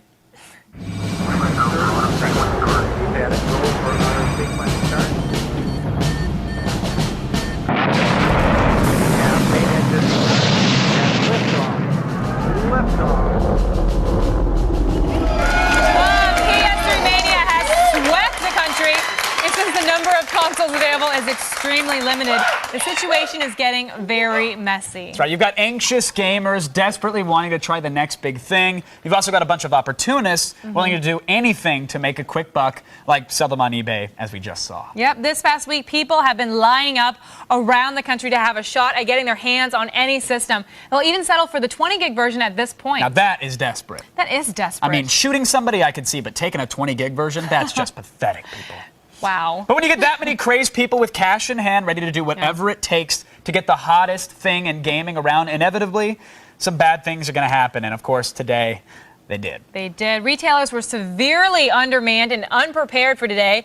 And with crowds of hundreds, in some places, over 1,000 people waiting, punch-ups and shoving matches broke out everywhere. I love it. Did they actually have boxing gloves on? That was the PS3 punch seen around the world today. Like, everybody's watching that line cutter get smacked. I love it. But you know, it's like lining up and someone saying, if you give me $600, I'll give you $5,000. I mean, that's what they're lining up Pretty for. much. I'd take a punch to the face for that. Ready? Don't. Because I have a PS3. There's been reports of muggings outside stores for people waiting in line, people getting their systems stolen. Of course, a man in Connecticut was shot outside of Walmart. You've heard the stories already. I hope he got a PS3. He's fine, yeah. He got a flesh wound as well. It's a good souvenir. Because of the short supply of available consoles, though, people were forced to take drastic measures if they wanted to get their hands on one first. Zach Sallen was in New York last night, and he talked to fans who wouldn't let anything stop them, even some really bad weather. Ooh.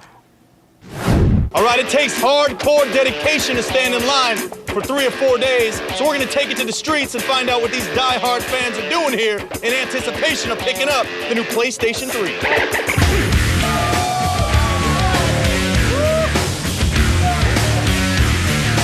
How long you been out here? 8 hours. 11 o'clock last night. 2 days. I don't know, but I just want my PS3, that's all. What are you doing about the bathroom and stuff like that? The Disney store has been doing this, they've been helping us out. They put us on lockdown, we can't leave the line now. So what are you gonna do, start peeing in some bottles, hobo style, that kind of thing? I don't know, I mean, they can pee in the grates right here. You gotta do what you gotta do. What have you been doing to pass the time out here, man? Fighting, screaming, getting wet. Uno.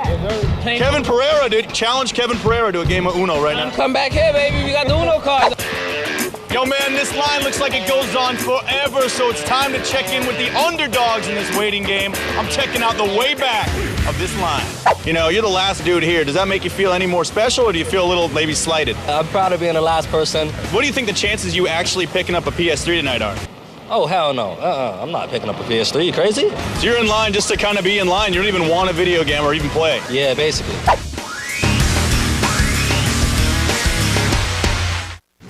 I suspect there will be a lot of gamers with the flu this weekend, but probably worth it. Most of them had it all week while they were waiting in line. Called the employers. Sorry, boss. Now I know your trick, Pereira. Exactly. And you didn't even get a PS3. Some of the people in line got lucky, but most of them didn't. But one unlucky guy took 2 gunshot wounds when he got mugged. Have you heard that story yet? Dude got shot. Breaking news. What? So we wanted to know. Where? This was at a Walmart in Connecticut. We wanted to know, is the PS3 worth taking a bullet for? That's a good question. Vote on our website, G4TV.com/AOTS, or text your vote to G4TXT, that's 44898, to vote and register for AOTS live news alerts. Now, 21st century gaming is miles away from the 8-bit Marios of old. Today, motion capture is used to animate the actions of all your favorite characters. That's right. For mocap, you need trained professionals, right? You need skilled actors. The job, much harder than it looks. It's not just wearing ping pong balls. You'll see. Just watch. Peter, I think, is one of the least known icons in the industry. Not only did he contribute to the motion in the game, but he also contributed to the storyline, and so few people know about him. The first time I saw his work, it just made me weep. You know, this guy could capture motion in a way to where all you had to see was his data points, and you understood the pathos of humanity. Without me, it would just be motion less, minus the capturing. Just motion. And nobody wants that. He's actually a pretty exciting guy to watch because when he tries to get into character ahead of time, he really immerses himself in that character for not just hours, not just days, but sometimes weeks at a time. I've played robots, I've played, super fans, Gollum in the Lord of the Rings video games. Yes, my precious.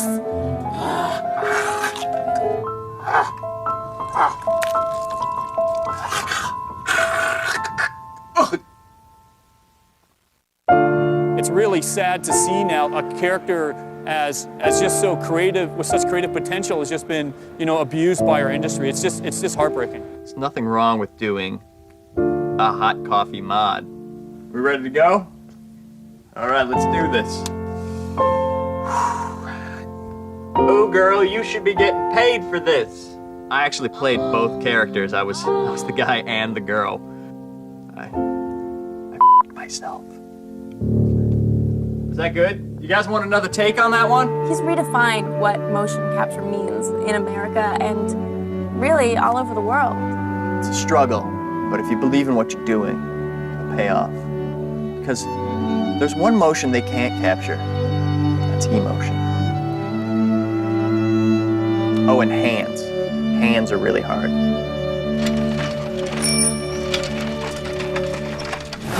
That's a hot outfit. You should try that sometime. Yeah. Now, you guys, did you get left out of today's launch? It's okay. We are here to make sure you get your fix. That's right. You can crash here anytime. My old lady, she doesn't care. And up next, X-Play's Adam Sessler and Morgan Webb. They're going to demo Resistance Fall of Man live in the studio. What is this? Oh, TV's only source for all the stuff you care about. I was going to say Blue spandex. Aliens are on the march, but fear not. We'll show you how to survive in Resistance Fall of Man. And we dive deep into the Blu-ray in AOTS hardware. It's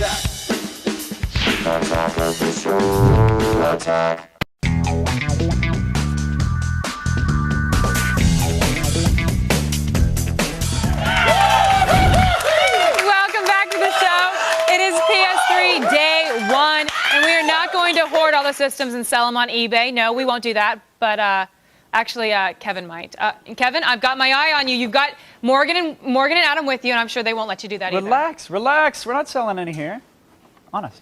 Easily the best reviewed launch title for the PlayStation 3. We've said it all along. It's Resistance Fall of Man. And of course, besides a much-hyped campaign, the big selling point are the huge multiplayer capabilities. And here to show us how it all works, X-Play's Adam Sessler and Morgan Webb. Welcome back, guys. Thank you. Good to see you. All right, Adam, you were one of the first people to play the game. You actually went to Insomniac, Yes, right? I did. Aren't you so jealous? Yeah, I heard they locked you in a room for 2 days. It was 2 10-hour days of a lot of men and the sun coming through the window and the smelly. Oh, you make it sound so But I still really enjoyed the game. Did they feed you or waterboard you or what? There was some waterboarding, but that was afterwards. Okay, what did you think, Adam? But what did you think? Because you came back, It's a you great seemed to game. think very highly It is a of great game. I don't want to answer the question, should you buy a PS3 for it? Because that's not a fair question. It is an awesome game. Where on any system, it's one of my favorite shooters I think I've ever played. All right, well, let's talk about the multiplayer, Okay. obviously. Morgan, have you had a chance to experience what's it like? Yes, the multiplayer is actually very fast and very furious. You die basically in 1 or 2 shots from Right. the other player. Right. So when you're even playing like a 20-on-20 deathmatch, you can have up to 40 players, which is amazing. Wow. 20 and 20 deathmatch, like, you know, half playing the humans, half playing the Chimerans. Sure. You... Wait, the what? The humans and the what? Chimera. The furry little woodland creature? No, they're mythical beings. Yeah. Oh, it's right. evil. We're Right. in video game land. Human aliens, good, bad. Got it. Give me your DS afterwards, okay? No. Okay, so we're playing, and each one has their own abilities? Each one has their own abilities. Humans can sprint, and they can also, in the mini-map, they can see where the opposite side is. Oh, okay. And then the Chimerans can sort of see through walls, and like you can't actually see through like it's invisible, but it's more of like But you can see a blob that you know you want to shoot is behind that and they wall. can also which is all you sprint, need but to the do. problem is that they will overheat. So sometimes you'll see somebody running by with like flames coming out of their back, and it's because they've overheated because they've used their superpowers. That's one of the best parts of the game. There's a lot of bounce boards, and so some people will catch on fire be it from a grenade or the fact that they're overheating. So you'll see on the far end of the map a flaming person just kind of pop up over the horizon and come right back crashing. All right, well, I've got it fired up here. This is an actual online game. Everybody's been killing me while I've been standing idle. Thanks, guys. But this is real time. We're playing online. You've described these massive 20-on-20 matches, Adam. What modes are there right now? Well, okay, there's team deathmatch and deathmatchers. Capture the flag. And there's a King of the Hill mode. Yeah. The one that kind of stands out a little bit from the rest is a mode called Breach, which isn't exactly unique. It's very similar to the it was an old mode in Unreal Tournament, which is completely slipping my mind. But more or less, there's cooling points that are all over the map. Right. And each team owns a group of them. Like nodes in Conquest. Conquest, that's it. That was so long ago. I'm looking for somebody to kill here. That's back when I used there's to people in bounce. the game. But so if you take you want to take over the other nodes that the other team has, and then you have to hold them and defend them because And you get then they better can take it back. armaments if you get the new nodes, but it's very similar to the things we've played before. But now you do sort of die instantly, right? It's like you spawn in. There's so many people running around that you could get popped. If I was to find a flaw with the multiplayer, it's that the where you spawn in relation to where there could be enemies seems to be pretty random. And there are many times where I spawn, cool, ooh, I'm dead. Right. Ooh, I spawn, ooh, I'm dead. And of course, the one time we bring this up, I've spawned miles away from an enemy. I mean, that's a testament to the max right there. Oh yeah, die! Okay. Die, sucker! You're gonna get owned on TV! That's right! Now, the gun you're using right here, use the alternate fire on this, even though we have no one to shoot. Okay, hold on. Let me take one of these bouncy pads here. I love bounce pads. Thank you, Quake 3. All right, where's the guy? I'm checking my radar. You're gonna say, so what's your the alternate Manchester fire on this level guy? right here? The alternate fire would be your upper left button, the L1. I'm trying to hit so him. what that does, okay, well, what that did is that puts a homing device on a character. So you can go back around a corner and shoot straight in the air, and the bullets will find their way to that guy. It's very Ratchet and Clank. Yeah, somebody's grenade just found its way to my hindquarters. It must have had a map. All right, and we also so Breach is the conquest type mode. It's online day one. It seems to be working just fine. Day one, most people are seeming to play deathmatch right now. They're just sticking people to straight hopping up on. They're hopping on to straight team deathmatch right now. And most importantly, and to Insomniac's credit, unlike trying to actually use the back end of the PS3, finding a game, setting up a game, and getting to one is very intuitive and very easy. As it was harder for me to find save game data for the PS3 than it was to actually put together a match. I completely agree. I got to be honest. I was surprised. It seemed easier than most of the experiences I've had on Xbox Live with matchmaking, which is a testament, I think, to what Insomniac managed to do with this game. Yes. All right, I'm going to let you guys get to it because you actually know what you're doing. Oh, you got poached, Sessler. That's Resistance: Fall of Man. Thank you guys for coming on to demo it and showing it off. I love it. Plenty of weapons to blow your friends up. It's in stores now. Again, it's Resistance: Fall of Man. And make sure you stick around because following this PS3 Day 1 special, X-Play is going to have a brand new episode with reviews of all the PlayStation 3 launch titles. It's right here on G4, 8 p.m. tonight. You don't want to miss it. Let's go over to Olivia. Still ahead, Layla Cayley will give us her report from the PlayStation's big red carpet premiere. She talked with Eddie Griffin, Pedro, and Lindsay Lohan about the hottest ticket in town. And stay tuned, comic expert Blair Butler will be dropping by to take us inside Marvel Ultimate Alliance in an all-new Fresh Ink on PS3 Day 1.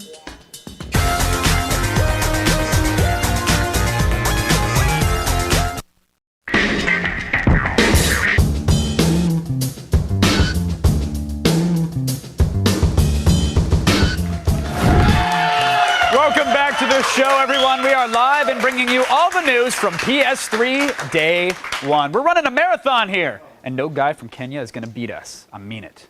Let's go over to Olivia, who fortunately did not get trampled at a Walmart today. Well done. Thank you very much, Mr. Pereira. Now, when we want to dive into the world of superheroes and thought balloons, we go to only one person, comic book expert Blair Butler. It is time to take a look at the PS3's Marvel Ultimate Alliance. It's Fresh Ink.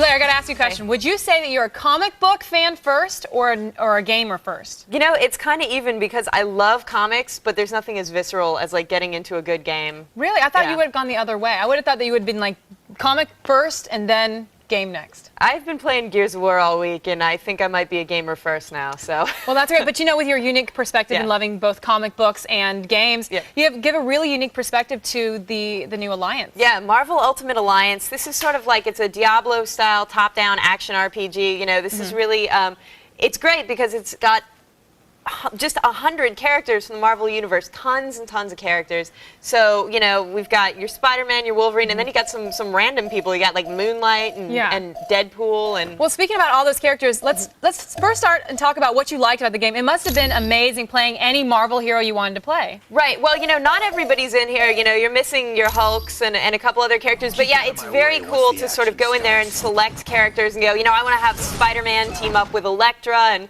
Ms. Marvel, although why you want to play as Ms. Marvel, I'm not really sure. But, you know, hey, it's fun. Maybe some people, you don't know. Don't judge. Don't judge me. It's true. And actually playing as Reed Richards, Mr. Fantastic, tons of fun. Yeah. Believe it or not, the stretchy arms is a really nice, it's a nice thing you can do on this game. Now, you play this on both the PS3 and the 360. Right. What was the big difference between them? Well, you know, graphically, the difference is really negligible, but the 6-axis, the sort of motion-sensitive controller that they have on the PS3, you know, you use that to, like, wrestle weapons away from people or defuse bombs, which is actually not that exciting. It's kind of lame. I sort of like I like the rumble myself. Yeah, I like the rumble too. I'm it's a my big favorite fan of part the rumble. on Madden. It's my favorite part when you get to tackle somebody. Now, how about the gameplay? Did you actually believe a man could fly, or were you like just flying through hoops and fog? Well, you know, the really cool thing about this game, it's embarrassing to say, it's the cutscenes. It's great to see all these characters that have different licenses with various studios together in a semi, you know, CG real format fighting together. And it's fun for a little while to play, but the gameplay is really repetitive, you know, and it's like you find yourself a lot of the time playing just so you can unlock more cool outfits, which... But then you're like, okay, great, I got another outfit. So what's your verdict on this? Buy, browse, burn? You know, I think the hardcore Marvel fans are going to pick it up anyway, but for regular gamers, I hate to say it, I think it's a browse, you know? Wow. If you liked X-Men Legends, you're probably going to like it, otherwise, maybe not so much. All right, thanks so much, Blair. No problem, my pleasure. My pleasure. Now, Marvel Ultimate Alliance is in stores right now. Just hope you can find a console to play it on. Let's go on over to Kevin, who would let you play on his if he had one. I don't have one, but if you got the shaft today and you can't wait for the next shipment of consoles, stick around till the end of the show and we'll tell you how to snag this year's hottest item. You are watching PS3 Day 1. If it's not HD, it's Blu-ray, and we know all about it on AOTS hardware. And the PS3 is here. But does it live up to the hype? The Loop takes the stand. According to a recent survey, over 9 million U.S. consumers are prepared to pay full price for the PlayStation 3 when it launches. But with the PS3 costing almost $600, what will you sell to buy it? I sold my antipsychotic meds. I sold my corneas for a PS3. I'm selling my virginity on eBay. And it has nothing to do with the PS3. PlayStation 3. What will you sell to buy it?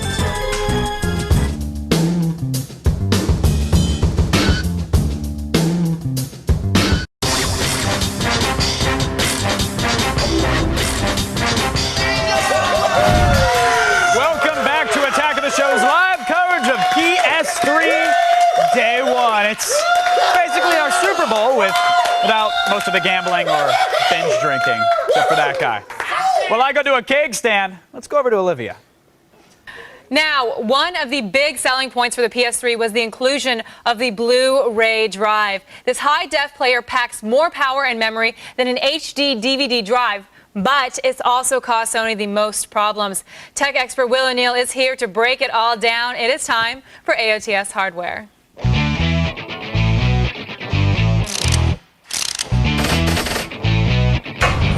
Are you doing your AOTS hardware moves? Wrench it.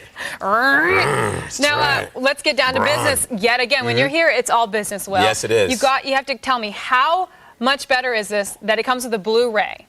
It's a deal maker, right? It's a total deal maker. The great thing about this thing is it's not just the next generation of video games, but it's also the next gen in movies and TV. In addition to being a gaming console, the PS3 is basically a half-price Blu-ray player when you compare it to all other manufacturers, including Sony's standalone Blu-ray unit. It's backwards compatible, so it will recognize and play regular DVDs as well as music CDs. Also, while the device has an HDMI output, the system package only comes with component cables. Sony's considering the HDMI cables an accessory, so you have to pony up for them separately. What are the great features on this that makes it so much better than a regular DVD player? Because you can get DVD players and you can play your movies, you can get extra features, you can do all that stuff. Well, the great thing about Blu-ray, though, is that because they can pack so much data onto the actual disc themselves, like hardcore movie buffs, like guys like Chris Gore are going to love the fact that they have all this content on it. And these interactive menus, so like, you're watching a movie. So when we're watching The Notebook together, or and when it's you're a watching Talladega Nights, which they actually ship the thing with. Dear baby Jesus, dear little Christmas baby Jesus, little 8-pound, 6-ounce Christmas baby Jesus. Exactly. So when you're watching your Blu-ray movies, and while the movie's going, they have these interactive menus that go that show while the movie's still playing. It's like pop-up video on VH1. Yes, exactly. But what if you don't want that? What if you just want to watch a nice romantic movie like Gone with the Wind? Why would I want to watch that? I don't know. I'm sorry. I'm sorry about that. I forgot I was talking to a boy for a second. Exactly. I heard that Sony has admitted to facing a lot of challenges with the incorporation of this on the first rollout of the units. Yeah. Well, the thing is, because the Blu-ray drives themselves are about $300, that's what sort of contributed to the fact that this device is so much more expensive than, let's say, the Xbox or the Wii. And also because it's a new drive, there were a lot of delays as far as like shipping them, so that may have also contributed to why the PS3 shipped when it actually did, as opposed to when they kept saying it was going to ship. I think if people are watching this now, I think it makes sense that this actually is a really great deal. So maybe tonight I'll bring this by your place with the Notebook on Blu-ray. We can watch, have a nice little romantic. Really? You'd watch the Notebook with no pop-ups? Yeah, like get some cheap Chardonnay. It'd be a good time. No pop-ups, see what I mean? See what I did there? Anyways, moving on for more Blu-ray, PS3 hardware, and of course, to get more on everything you could possibly want to know, check out g4tv.com/AOTS. And now, back to Kevin, who has been checking us out the entire time, making sure you don't make a move on me. You know what I mean? Kevin, don't be jealous. He's a jealous type. Hey, you stay seated on that couch, buddy boy. I know if you're watching this, you didn't get a PlayStation 3, and I didn't either. So let's just ride this out together. We're all friends here. There's more coming up on PS3 Day 1. The wait is over. The PS3s are here, and the verdict is in. Water in the court. Take your seats. The Honorable Loop is now presiding.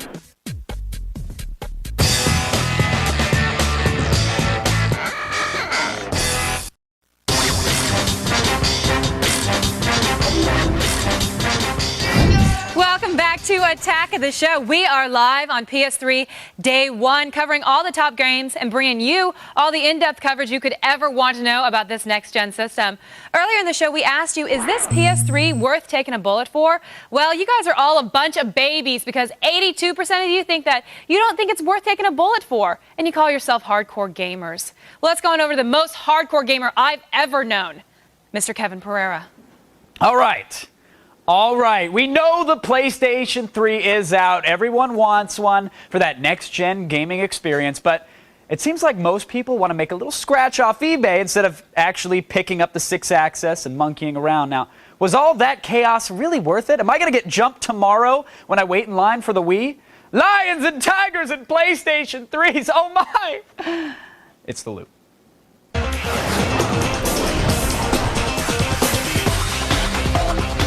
Joining us via satellite tonight to help us make sense of the PlayStation 3 fiasco, from San Francisco, executive editor for IGN.com's PlayStation channel, Chris Roper joins us, and from Los Angeles, G4 gaming expert and Blazer aficionado, Jeff Keighley. Gentlemen, welcome to The Loop.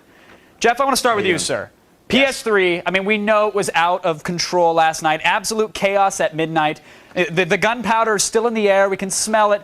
Was it worth dodging shrapnel for? Really? Well, I think, you have a lot of die-hard PlayStation fans. These are the guys that started playing with PlayStation 1. They bought a PS2, a PSP. For these guys, guys like us, we've been to E3s. We saw the dream that Sony promised back at E3 2005. We're just jaded old timers. Yeah, exactly. But the regular guys I talked to in line at a Best Buy last night, I mean, they're just like, dude, it's like PlayStation has done me no wrong. I'm so excited about the next PlayStation. And these guys, it's an object of desire. So I think it's, is it worth $3,000 on eBay? Of course not. But it's like people it's an object of, a desire. They want it.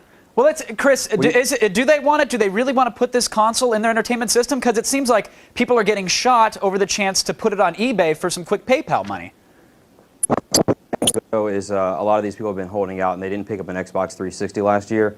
So this is their first step into next-gen gaming. And so, for them to stand in line for 2 days, they've been waiting 365 for it. So that's not really much of a challenge for them, raining or not. So.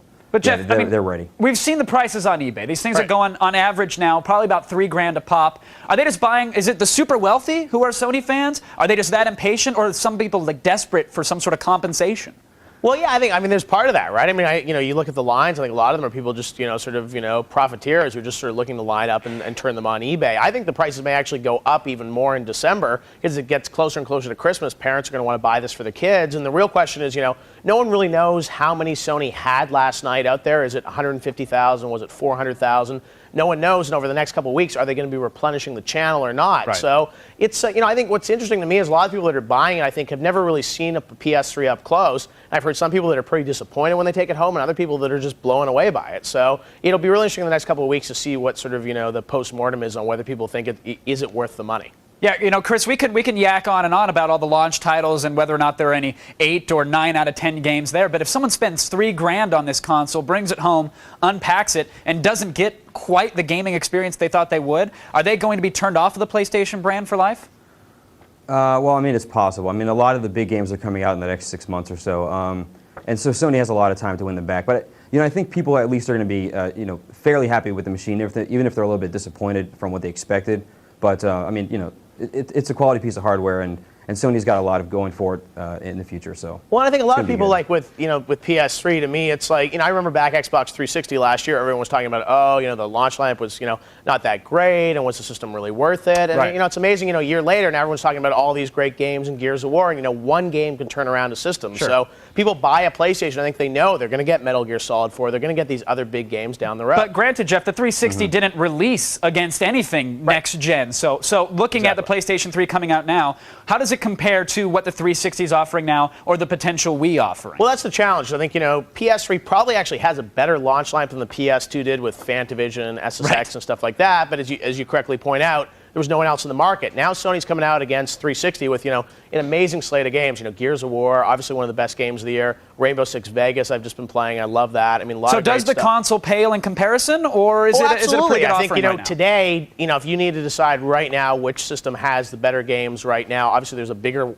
a wider library of games on 360. But you're making a bet for 5, 6, Sony will say 10 years with a console. So if you're only going to buy one, you got to decide. Is it all about this Christmas? Is it short term or is it longer term? Because maybe 360 next year we're going to see better games on PlayStation than Xbox. So you can't really tell. All right, we're talking about years to come. Chris, retail price is interesting here because market research firm iSupply, they broke apart the PlayStation 3. They figured out what it cost. They figured that Sony is losing about $240 on each console. I mean, do you think Sony's war chest is big enough at this point with the errors that they've had to really sustain the losses on these consoles for years to come?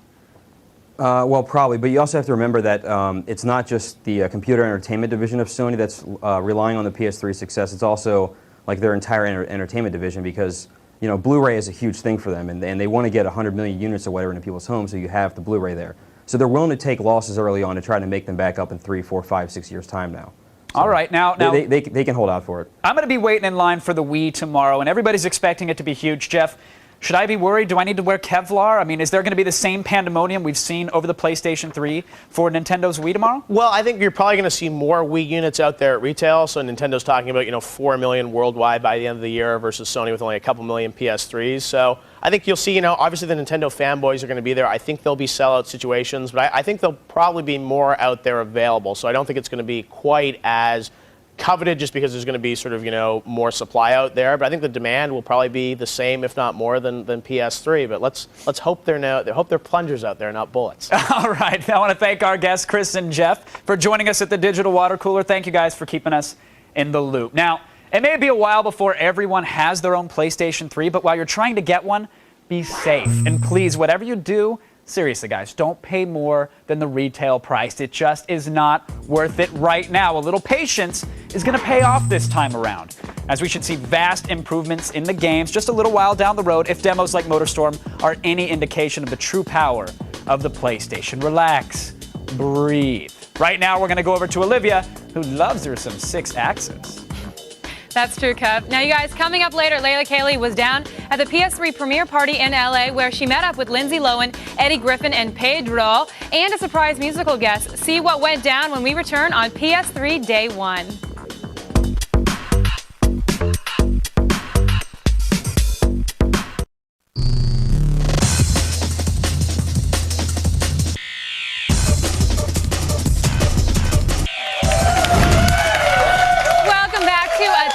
Show. It's PS3 Day Uno, and we are coming to you with all the live coverage, all the news, and all the tears. While I got to get some tissues, I'm going to go over to Kevin and Layla Kaylee. You're back. That's a good Thanks, move. Olivia. Don't cry. Don't cry. Yeah, I was doing some dance moves. Kevin was teaching me how to dance. We'll get there. We'll get there. All right. All right. Sony had a huge Hollywood premiere for the PlayStation 3. Yes, they did. And just like you'd expect for a big movie, Layla, you were there? I was there. Was it nuts? It was good, man. It was a lot crazier than I expected. A lot of people came out, and there was a surprise musical guest. You want to see who it was? I would love to. Let's check it out. The stars are coming out tonight in Beverly Hills to celebrate the latest edition in next-generation gaming. Get ready to say hello to the PS3. So what are you looking forward to tonight? I'm looking forward to see the rollout of supposedly the best gaming apparatus that's come on the market in the last, 17,000 years. I like anything I can compete against. I used to, when I was a kid, I used to like the Super Mario action, the adventure. A lot of people don't know this, but are you a big gamer yourself? Do you play any game? My brothers are obsessed with it. Well, maybe we can I'm get you here a for my game. 10-year-old brother or my 19-year-old brother. Are they gonna give you one? Oh, they better. If not, I'll rob them, yo. Rob them, punk. I don't know any of the new games. I haven't heard anything. But if there's is there a scary one? Inside, there's food, drink, and fun with lots of PS3 set up for everyone's enjoyment. Celebs may have taken the night off to try some of the PS3's titles firsthand, but that's not the only thing they're here to see. And I heard someone's performing tonight. Can you tell us what you know about that? Well, I know exactly who it is, but I don't think I'm supposed to give it away. No, I know. Why don't you I'm give gonna just it give away? a hint, Diddy.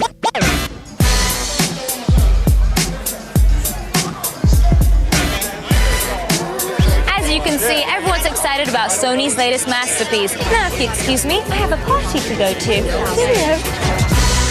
Oh, wait. So you got to go and hang out and party? Yeah, and have I a good got night? to. You know me, I'm not a big party fan, but I was excited. I wanted to see the PS3 and check it out. And the gift bag was like a giant duffel bag. They gave out 3 PlayStation 3s to each person there. Yeah, I tried to smuggle some, but they weren't having any of my ghetto, give me some freebies. Were people expecting a free console? Because it didn't happen, a lot of people got it. I was mad that Lindsay Lohan got one because she didn't appreciate it at all, but hey, that's how the world works. I think she just sold it on eBay. And Probably. I bought it now, so we're good. Excellent report, Layla. I'm glad you had a good time. Thank you, All right, right now let's go over to my favorite party girl. Woo, it's Olivia Munn! What's this, Kevin? What's that supposed to mean? Those are happy fingers. I love you so much, Pereira. Still coming up, if you came up SOL today, hey, it's not the end of the world. You still might have some options. When we come back, we will tell you what to do if you want to get the hottest item around. We're it on TV's only source for all the stuff you care about. Yeah, it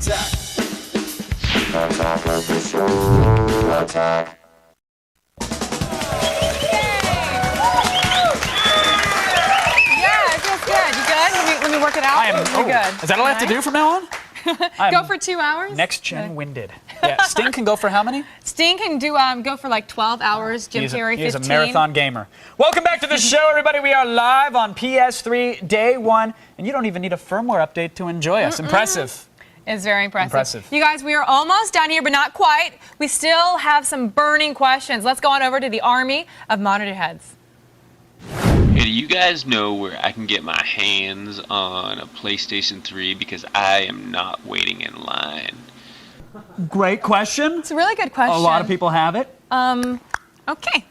Here's the deal. Craigslist, right? Yeah, people really don't know how many consoles are going to be there. Sony says they're hoping to have several 100,000, up throughout the holiday season. Yeah. Listen, if you're an 18 to 24-year-old female, Venison Sentinella, just come send me a MySpace message. I'll be outside. You can line up. Why does every freaking moment that you have to self-promote your penis, why does it turn into that? Exactly. What? I said it. I said it. Wow. I'm just trying to help some needy gamers out there. Sweetheart? Needy gamers? Yeah. Why? There's male needy gamers out there. You should really help them on Craigslist. My is really brother the place would probably to go, like a right? PS3. Would you like to say something to him? I gave the criteria. I gave the criteria. I was very specific. That was it. But I love it. Yeah, you guys can go to Craigslist, and they're a lot cheaper than on eBay right now. Yeah. I have no idea why. Why would it be cheaper on Craigslist than eBay? I don't know. They're going on cheaper. I mean, because people can name their own price. They say here, and plus it's a local thing, so you can physically go and pick it up. You don't have to worry about shipping. They don't have to worry about packing it. But if somebody's like, hey, yeah, no, you can pick it up on this corner of MLK in Inglewood. Just come at 2 a.m. We've got like 360 gig units for you. Bring a friend. Bring a friend. Bring a friend. Now, I have to say, I do feel kind of bad now that I called you out on your little self-promotion for your guy down there, because you know what? You're on TV and you're good looking and you're young and you're rich and you shouldn't be doing that. And I still need to use a next-gen console to get some. That's how sad it is. It doesn't matter. But you know what? If that's what you need to do, why should I bring you down, Pereira? I'm sorry. Right. That's okay. Are you hurting for a Blu-ray now? No, I'm gonna go round up some girls. Hey, girls, anybody want to? No? Okay, no takers. Let's just... My bad. Okay, now for all the things you guys saw today and more, go to G4TV.com/AOTS. If you think we've got you covered, we covered it all in the last 2 hours. No, we didn't. I'm mistaken. So are you folks, if you thought the same. Coming up next, G4 is bringing another full hour of shows devoted to today's PlayStation 3 launch. Up next on X-Play, Adam and Morgan are going to bring you the first ever reviews for all the highly anticipated games. They'll be covering Resistance: Fall of Man, which apparently Adam is a huge fan of, 5 out of 5 stars, and Genji. They've also got Rainbow Six Vegas, Tony Hawk's Project 8, Madden 07. They're really covering everything. Everything. And now they've got the games. How the hell do you beat them? Following X-Play, there will be a brand new cheat, and Kristen Holt will give you all the tips and tricks you'll need to be a PS3 master. And that is not all, folks. On Monday, Attack of the Show will be back with a full hour live devoted to the Nintendo Wii. We're going to break down the hardware, the games, the hype. We're going to see if Nintendo's huge gamble is going to pay off. PS3 day one is far from over, so don't get up from the couch. X-Play starts right after this.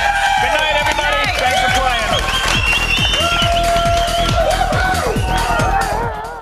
Today on X-Play.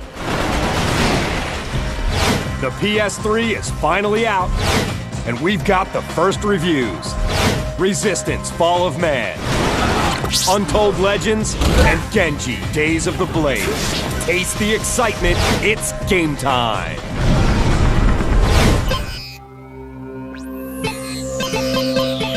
Prepare to be reviewed.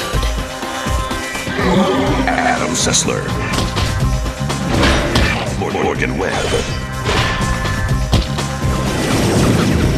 Prepare to be reviewed. Prepare to be reviewed.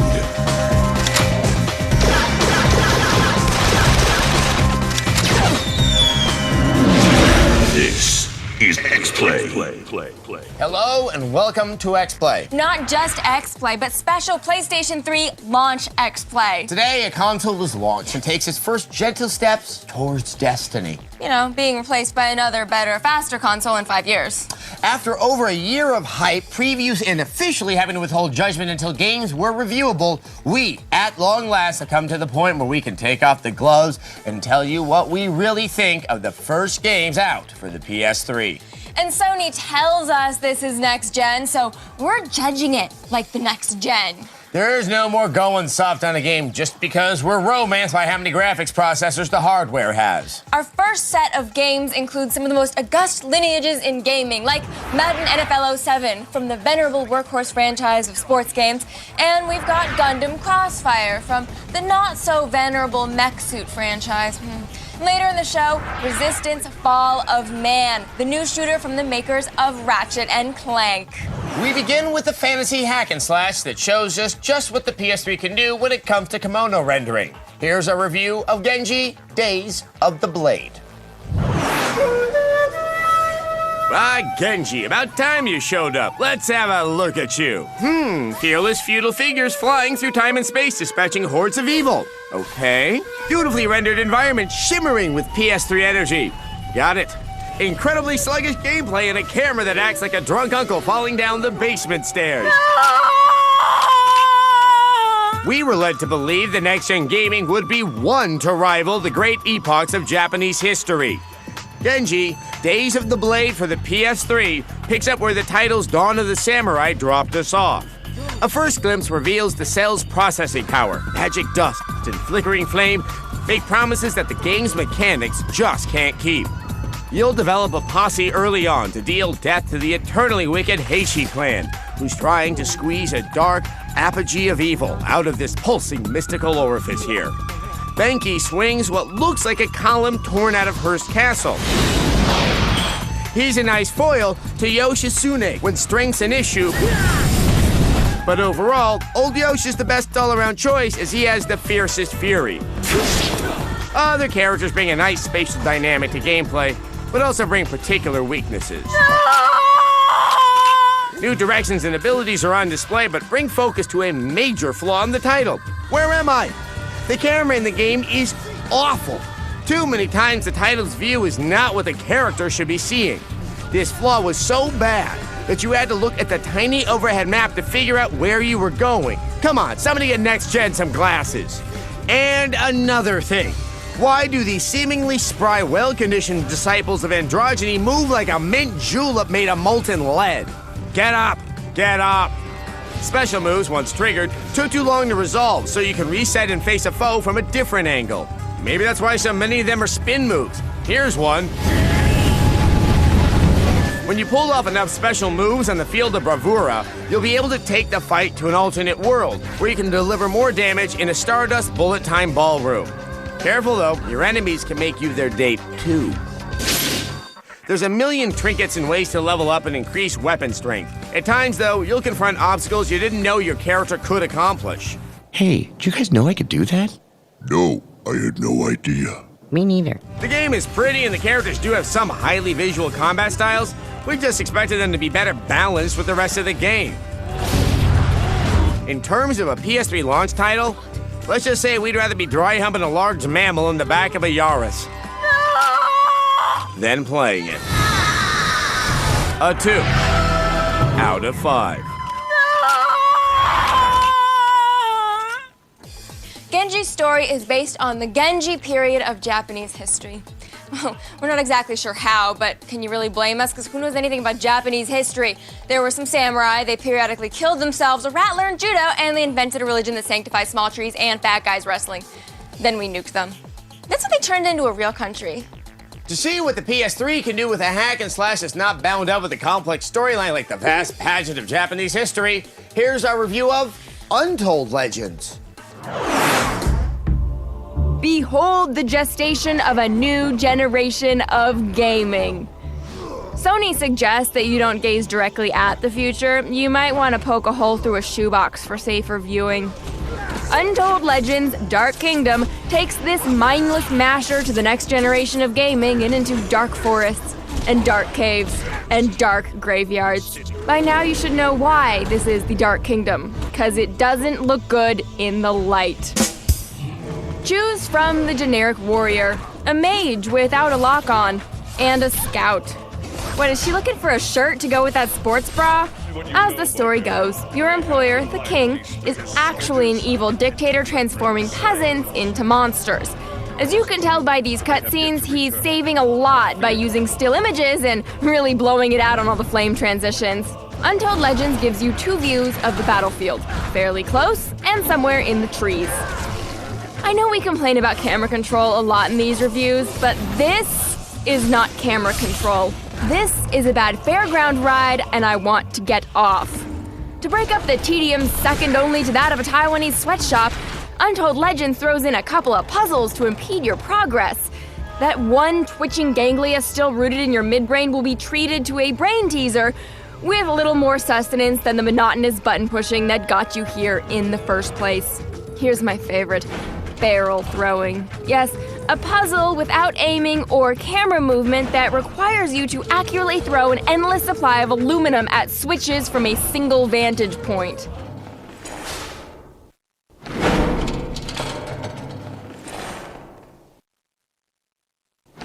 Okay, enough of this. What's great about Untold? The capes. Just check out that detail. She looks like a shiny block of cheese, but that cape is fabulous. Untold Legends makes for a great fabric simulator. X lets you attack. Barrels explode when you hit them. There is a sewer level. If you wanted more, you would have bought a different game. That's why we're giving Untold Legends for the PS3 2 exploding barrels. out of 5. Some legends are better left untold. I know it's an old joke, but when you come up with new mechanics, we'll come up with new material. Ouch! Being brutally honest, game critics isn't always fun. You know, we do wish we were stupid. We wish we were naive enough to act like these games are great and believe it. But we're not. It's not like we want these games to be bad. No. We've been looking forward to the PS3 for years now, and to be disappointed like this, it's kind of harsh. But you know what? There is one glorious exception later in the show, so stick around because you need this to keep your faith in games. Up next, Gundam Crossfire. And later, Resistance, Fall of Man on X-Play. Drunk on lush graphics and rye whiskey, it's Morgan Webb. One of the interesting questions about the next gen is how it's going to deal with the lame rank and file games that get cranked out every week. Your Naruto games, your mediocre first-person shooters, and of course your mech suit games. Can the high-end graphics and motion recognition somehow make these games more than the sum of their cliches? No, probably not. But still, here's a review of Gundam Crossfire. Back when Sony first unveiled PS3 game footage, Gundam was almost too good to believe. Well, the moment of truth is finally here, and there's only one question left to ask. What the f*** am I looking at? Looks like our lucky day. You'd be due for some luck after ending up in this god-awful game. Despite rolling on Sony's cutting-edge next-gen dubs, Crossfire looks distinctly last-gen. Hell, the ground is reminiscent of Armored Core on the PS1. But looks aren't everything, right? Surely there are redeeming features here somewhere.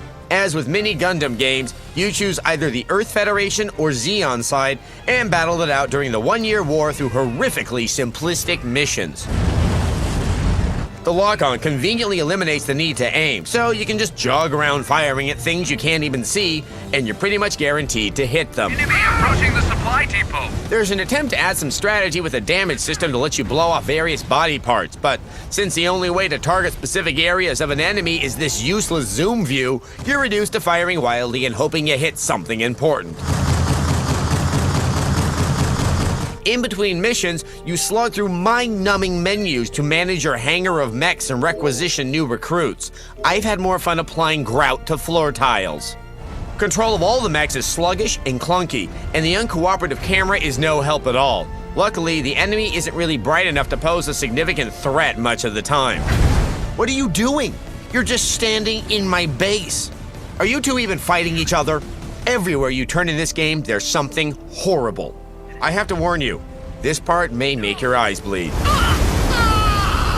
I'm not sure what I like better, the fact that the water behaves like a solid sheet of fabric, or the way it occasionally clips through the nearby ground. Protect the media. Media? The word is Medea. Mythological figure? Tragedy by Euripides? Anyone home? What are you doing? I'm kicking you to death pretending you're the game disc. It's amazing that Crossfire looks this bad and yet can't even manage to run smoothly. It's not like we expected a Gundam game to knock it out of the park or anything, but this wouldn't even be acceptable on the PS2, let alone as a launch title for the most advanced next-gen system in existence. I've been hit! It's over! What will suit Gundam Crossfire gets a 1 out of 5 for being shovelware of the highest order. And if you buy it, you're part of the problem. Unfortunately, we've lost. Critical.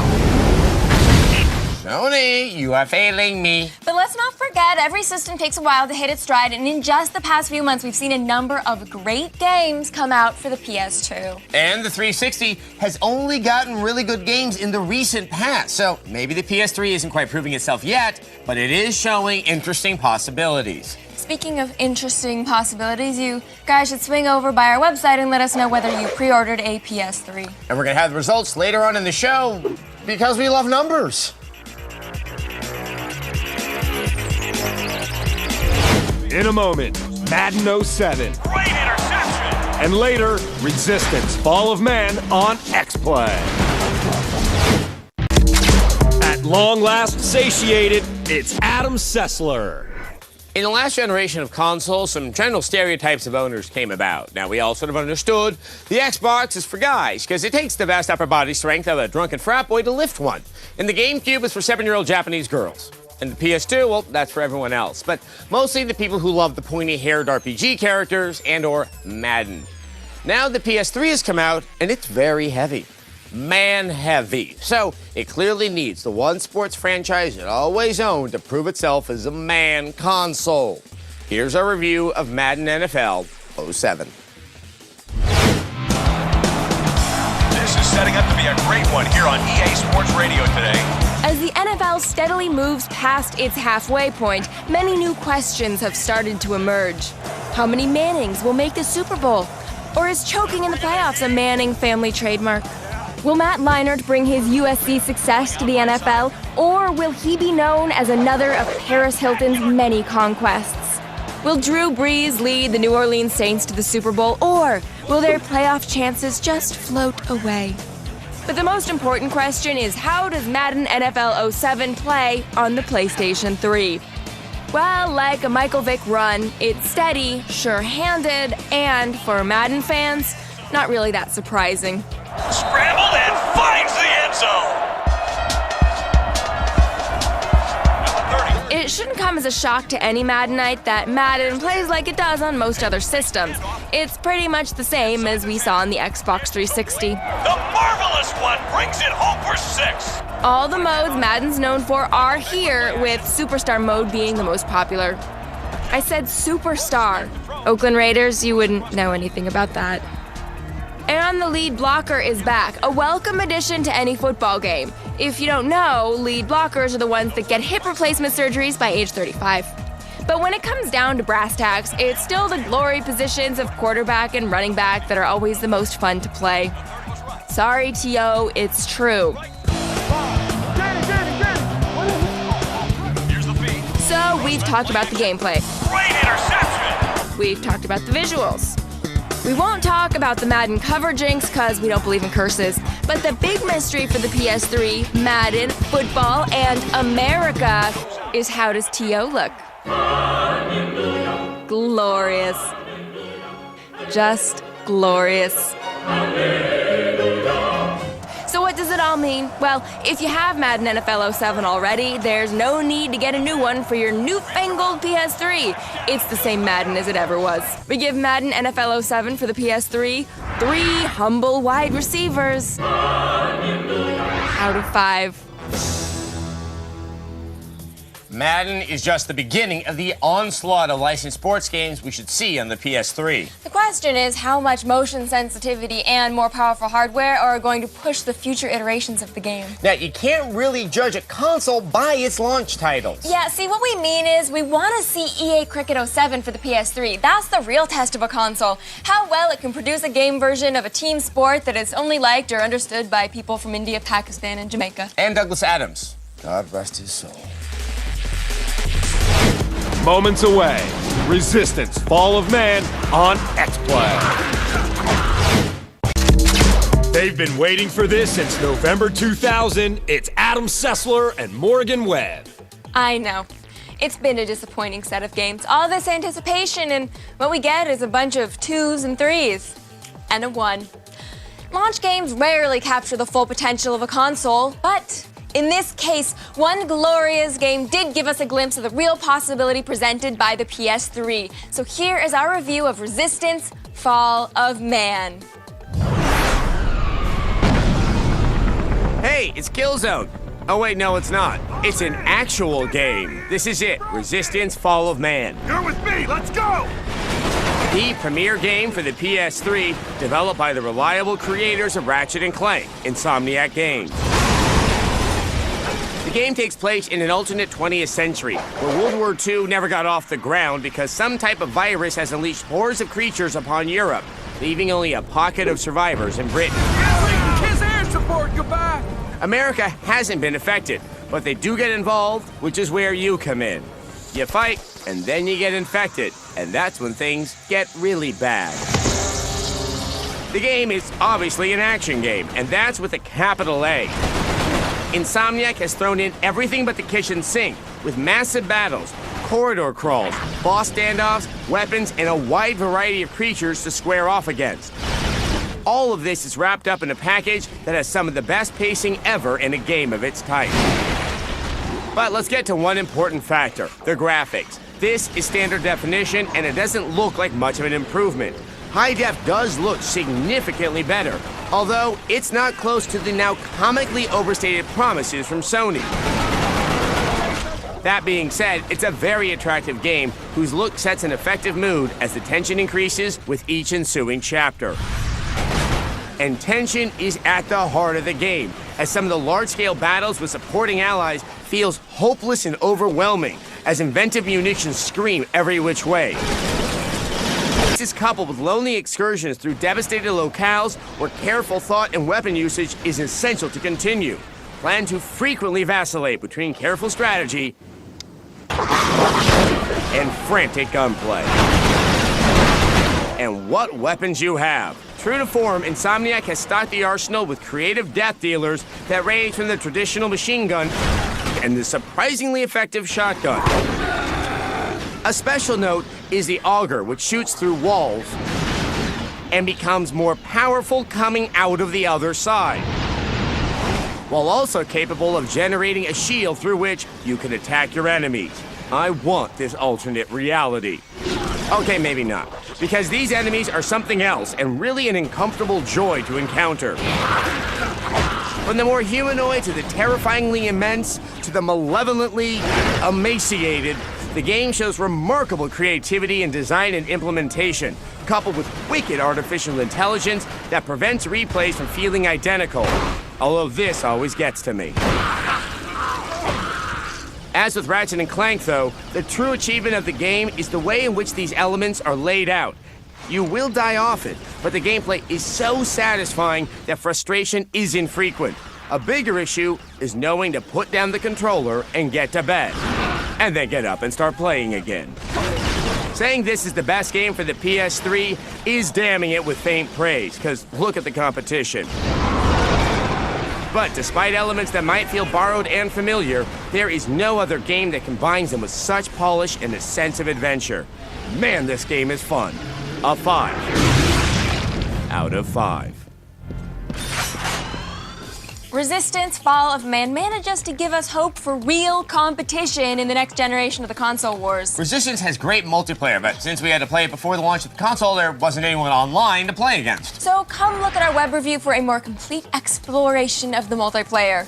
And now, here's an X-Play replay. Genji Dave's at the Blade got a 2 out of 5 because the camera is terrible. Untold Legends got a 2 out of 5 because it doesn't look like an next-gen game. Mobile Suit Gundam Crossfire got a 1 out of 5 because it's the worst piece of crap I've seen all year. Madden NFL 07 is getting a 3 out of 5 because that's what we gave the 360 version, and it's basically the same thing. And Resistance Fall of Man got a 5 out of 5 because it's a heaping whopping hunk of fun. This great moment was a presentation of the X-Play Television Network. You either love it or you hate it, but can you afford it? That's the real question. Wherever you fall in the great PS3 debate, you won't want to miss this episode. We're kicking the tires on Sony's next-gen console and running through launch titles from Tony Hawk Project 8 to Resistance Fall of Man. It's all happening right now on Cheat.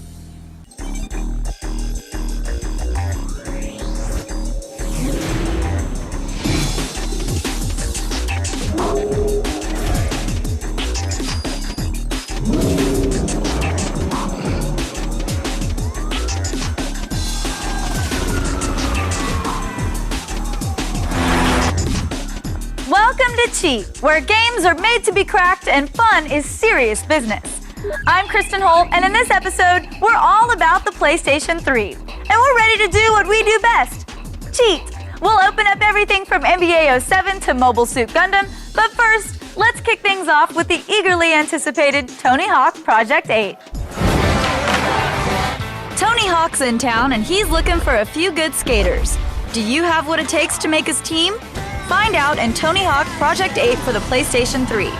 The goal of this game is to outdo, outrip, and outshred the competition. The prize? A coveted place on Team Tony.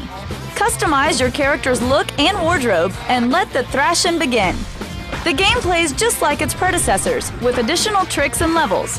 Wow, cool move! So die-hard Tony Hawk fans will feel right at home. Nail the Trick is one of Project 8's brand new features. Use the sticks to flip your board. Once you're in the air, the left stick controls your screen left foot, and the right stick controls the right. The kick flip is a tough trick. Here's how to nail it. Ollie off a ramp and push the left stick down. Hold it there to keep your foot out of the way until the board rotates all the way around. When the grip tape points up again, release the stick to put your foot down on the board and land. Project 8 features an intense open world where you're free to rip through the streets or tear up a halfpipe. Throughout the game, you'll encounter real pro skaters like Rodney Mullen and My Name is Earl's Jason Lee. Show me you can ride and I'll see what I can do to get you noticed by Tony and his crew. With a little practice, you'll be busting out sick tricks in no time. I can totally skate like that. No, seriously, I just don't have my board with me today because, I'm working and everything, and I'm completely awesome at basketball too. Those guys in the NBA, I take them to school and I eat their lunch. Well, in a video game anyway. Here's how to rule the court in NBA 07. With slick graphics, new game modes, and a lightning-quick pace, NBA 07 goes full court press on the PS3's next-gen capabilities. The Showtime gameplay feature is back, with some major modifications. This year's Showtime focuses more on personal achievements and flash rather than teamwork. Performing alley-oops, dunks, no-look passes, block shots, and fast breaks will increase your meter. Once you perform 3 spectacular moves in a row, your team's energy, shooting, and stamina will receive boosts. On the other hand, if you cause turnovers, miss 2 shots in a row, or the other team calls a timeout, your meter will decrease. NBA 07 also has a new feature called the Replay Mode, which lets you relive exciting moments from last year's NBA season. Each week from the 2005-2006 season is highlighted by 2 challenges you must recreate. For instance, remember that great rally last year when Kobe Bryant scored 29 of his 34 points in the last 18 minutes of the game? This challenge is available in replay mode. Your goal in replay is to score 13 points with Kobe, including 2 2-point jumpers and 2 3-point jumpers. All right, I know what you're thinking. Coach Holt, but what about the new controller? Funny you should ask that. NBA 07 takes full advantage of the PS3's motion-sensitive 6-axis. LeBron James. During the offense, you can pull off some sweet moves using this controller. To do the stutter step, push the controller either forward or backwards. And how about the dreaded crossover dribble that was perfected by Allen Iverson? To quickly change direction on your defender, move the controller either left or right horizontally. Use this move to get past your counterpart for an easy J or a sweet dunk. On our test. You can also pull off spin moves to get away from a defender. Twist the controller either counterclockwise to spin right or clockwise to spin left. With all these moves in your arsenal, you should have no problem slaughtering the competition. Bring it on, baby! Anybody up for a little samurai action? You're in for a treat. Genji Days of the Blade is up next on Cheat. But first, here's a quick cheat that might come in handy. Do you have the need for speed? Then pick up Ridge Racer 7 for PlayStation 3 for the ultimate adrenaline fix. Use your nitro to blow past your opponents or get up behind them and draft their speed. Either way, make sure you know how to work a manual shift or you're going to be stuck in first gear doing 20. Using the controller, steer the car, and by jolting it towards you, you can drop the hammer and shift the car into higher gears. Now all you have to do is learn how to use the horn.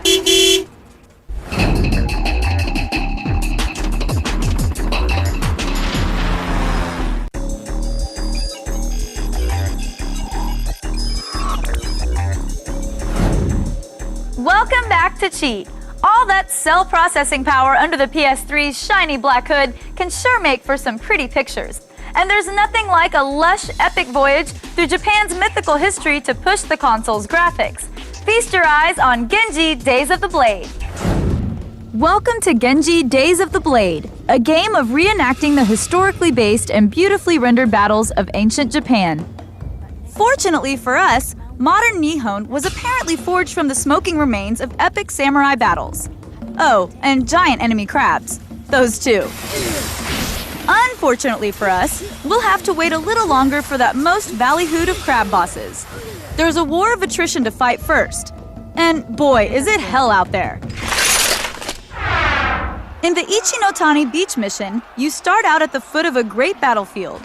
Thankfully, that field is much smaller than it looks. The environment may be teeming with fearsome enemies, but there are certain special fellows that you really need to pay attention to. You'll know them by the weird tilty antlers on their heads and the fact that they appear on the map as yellow arrows. Defeat these guys and you'll stop the enemy armies from spawning. Defeat the first of the Hattie Baddies that appears right in front of you. Not so difficult, right? Especially if you press L1 to use the Kamui Plane minigame. Okay, now defeat about 15 more over the next half hour. To activate successive phases of the battle, you'll have to kill enough enemies in certain areas, or run to the far side of the map. You'll know you've succeeded when you see a short cutscene like this one. Yeah, man, I know how you feel. Here are some basic tips for staying alive over the course of the ensuing battle. Level your weapons up at the beginning. Work your way east and use Ben-K to knock down the fortifications. Keep an eye out for crates containing health and Kamui power-ups and use them judiciously. Do your best to limit the amount of fighting with the cannon fodder. The more you kill, the more will spawn, and you'll have wasted health and energy. Block and walk. It's slow, but effective in limiting damage. When health is low, you can restore it through item use and leveling up. Switch characters and activate super moves, as well as Kamui Plane battles strategically. Here's the last and most important tip. Don't die! Keep an eye on your health, because if you bite the dust, it's back to the beginning of Operation Krabby Freedom for you. And believe me, it's not a war you want to fight twice. So kill, kill, kill until you think the battle couldn't possibly last any longer, and you might rather just die and never see the fabled Crab King of yore. Then, and only then, will he show his mighty face. Ben-K will be your man for this battle. Why flip the crab over when you can just whack his face off? A few melee moves from Ben-K's club will crack the claws right off that sucker. Use the Kamui Plane minigame to further weaken his armor. A few more well-timed bludgeoning moves, and Krabby McCrabster will be in dire need of some Joan Rivers-style facial reconstruction. It's time to strike his weak spot for some massive damage, people. Poke him in the kisser and he'll drop. From his ruined body, you reap exciting new weapons and a delicious banquet of crab legs. Now, if only someone would just pass the base seasoning and butter. Now you can take Cheat with you anywhere you go. Just visit G4TV.com/podcast for clips of this and your other favorite G4 shows. We have plenty more PS3 games to show you, including Madden and Mobile Suit Gundam. But first, here's another handy quick cheat. War is hell. And in Call of Duty 3 for PlayStation 3, you experience that hell, fighting the Nazis through occupied Europe. Nice work, boys. Use your grenades, your Tommy gun, and anything else you can throw at the charging Germans. But when the Nazis get close, don't shoot them. Save your ammo and use your gun to knock them out. Tilting the 6-axis to the side, gun butts the nearest Nazi. And trust me, nothing feels better than knocking a kraut on his keister. Now it's time to liberate Paris.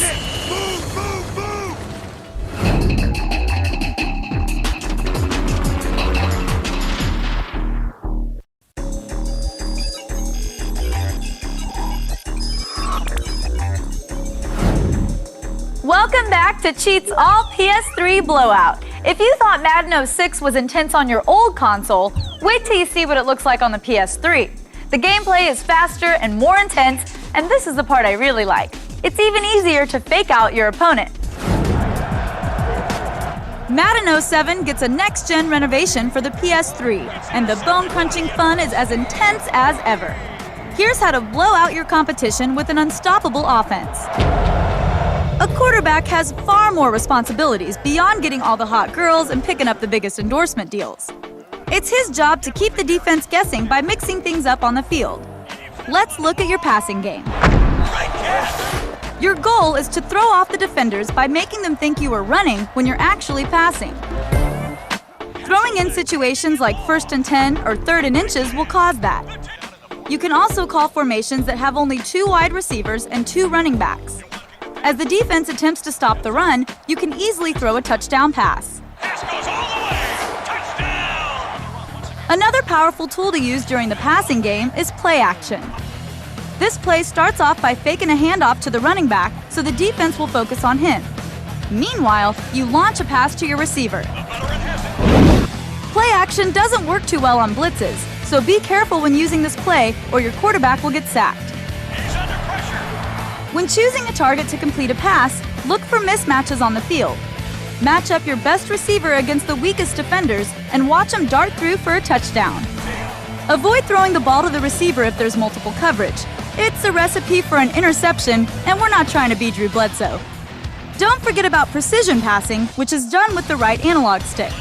To lead your players, simply move the stick right or left. Move the right analog up to throw the ball high, or avoid interceptions by throwing low.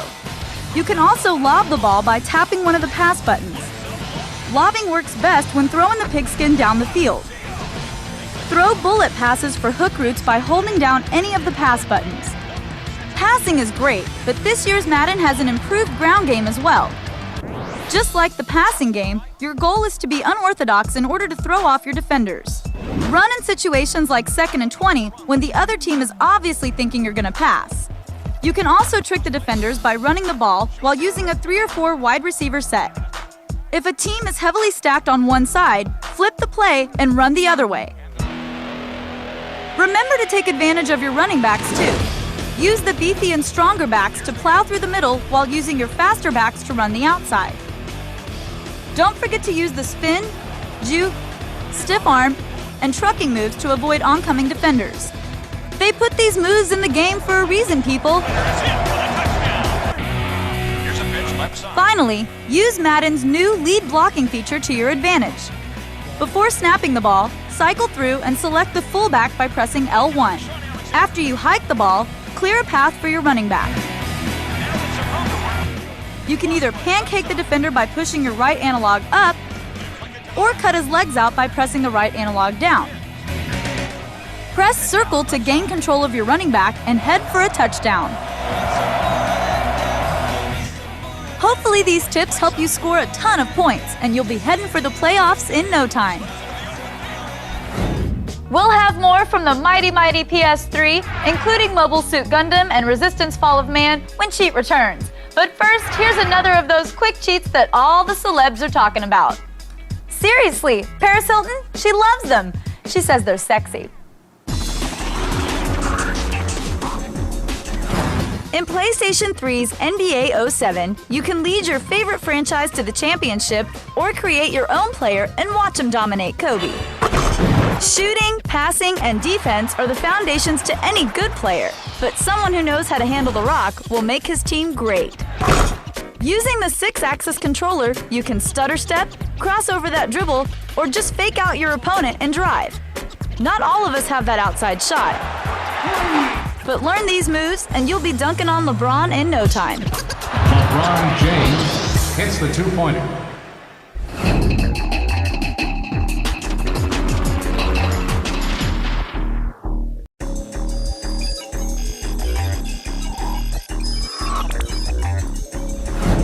Welcome back to Cheat's PS3-a-Palooza. The American workplace is getting so much more casual. If you're a guy, you probably almost never wear a suit anymore. But if you had a mobile suit with a cannon mounted on your head, oh hell yeah, you'd rock that. Mobile Suit Gundam Crossfire is equal parts action and strategy. The action's more fun, but the strategy elements are crucial. Knowing which mech advancements are beneficial can make a difference between life and an exploding mobile suit. Mission failed. First, pick up some extra pilots and mobile suits so you'll have some running mates. Hey, you gotta have friends. Enemy intrusion. Intercept immediately. If you're playing for the Xeon forces, your mobile suits will naturally be weaker compared to your enemies. Concentrate on upgrading your defense and weapon attributes. If you play a Federation hero, you'll start the game with good armor. So concentrate on improving your weapon stats for more ammo and attack stats for stronger weapons. The combat here is quick and deadly. Good reflexes just aren't enough. Here are the techniques you can count on in a pinch. Spot an enemy mobile suit from far away? Start sniping away at their legs and you'll literally bring the enemy to its knees. Caught in a close-range slugfest? Target lock your victim and strafe sideways with your handheld cannon. Unload your head-mounted Gatling gun at the same time to unleash twice the damage. Fly towards your target full throttle and bust out your beam saber. One quick thrust once you're in range will do the trick. Remember, when two heavily armed robo-warriors fight, there's only one real winner. And that's you, the gaming public. We owe you one. Imagine a world where World War II never took place. Neither did the Great Depression, and Russia never had its communist revolution. That's the world of resistance, fall of man, and it seems like a nice place to live. At least until the chimeras show up. There goes the neighborhood. Welcome to the end of the world. It's the 1940s. The brutal chimera war machine has taken most of the world by force. You're an American soldier sent to aid the British against the chimera onslaught and defend humanity's last line of defense. Welcome to Resistance, Fall of Man. There's one requirement in the Battle of Manchester: survive, and we're here to help you do just that. The first thing to remember is to keep moving and keep shooting. This, above all else, will help you stay alive. This map is full of walls and barricades to hide behind, but don't count on those being effective all the time. We'll get to that later. The basic enemy infantry unit is the hybrid. Grenades are very effective against them, especially in large numbers. Remember, the more you kill, the more health they drop for you. So kill, kill, kill. The bullseye rifle can be very effective against enemies taking partial cover in the rubble. To use this gun, aim at your enemy and pull the L1 trigger. You'll shoot a homing tag, which will enable you to hit him no matter where you're aiming. If things get too quiet all of a sudden, beware. It's a sure sign that you're about to be swarmed by a horde of nasty spider-like creatures known as leapers. Try to keep your distance while you pick them off. Blast them with the carbine while you continually circle around, and don't let them get too close or you'll regret it.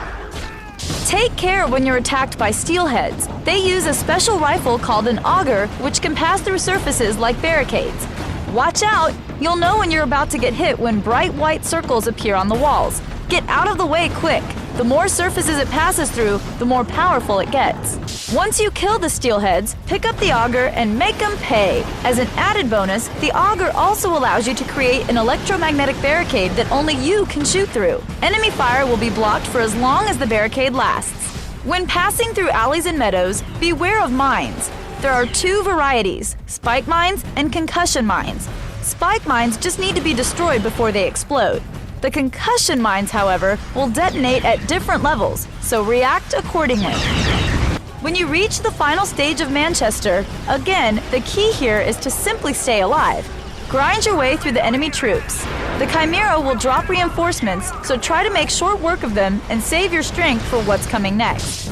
Collect as much health and ammo as you can to prepare yourself for one of the Chimera's most formidable weapons, the Stalker. When engaging the Stalker in combat, try to stay moving. When not in motion, duck for cover as much as possible. If you continue to move, the Stalker's fire will most likely not catch up with you. The Stalker's only vulnerable area is directly behind its head. It will try to protect it by always facing you. Let your fellow soldiers distract it while you sweep around and tag it from the back with your bullseye. Now you can shoot it from any vantage point and still do damage. When you've done a significant amount of damage, the Stalker will begin a missile barrage. Take cover. When the barrage is over, hit it again with the auger from the front. Your fire will amplify through the Stalker's body and hit it where it counts.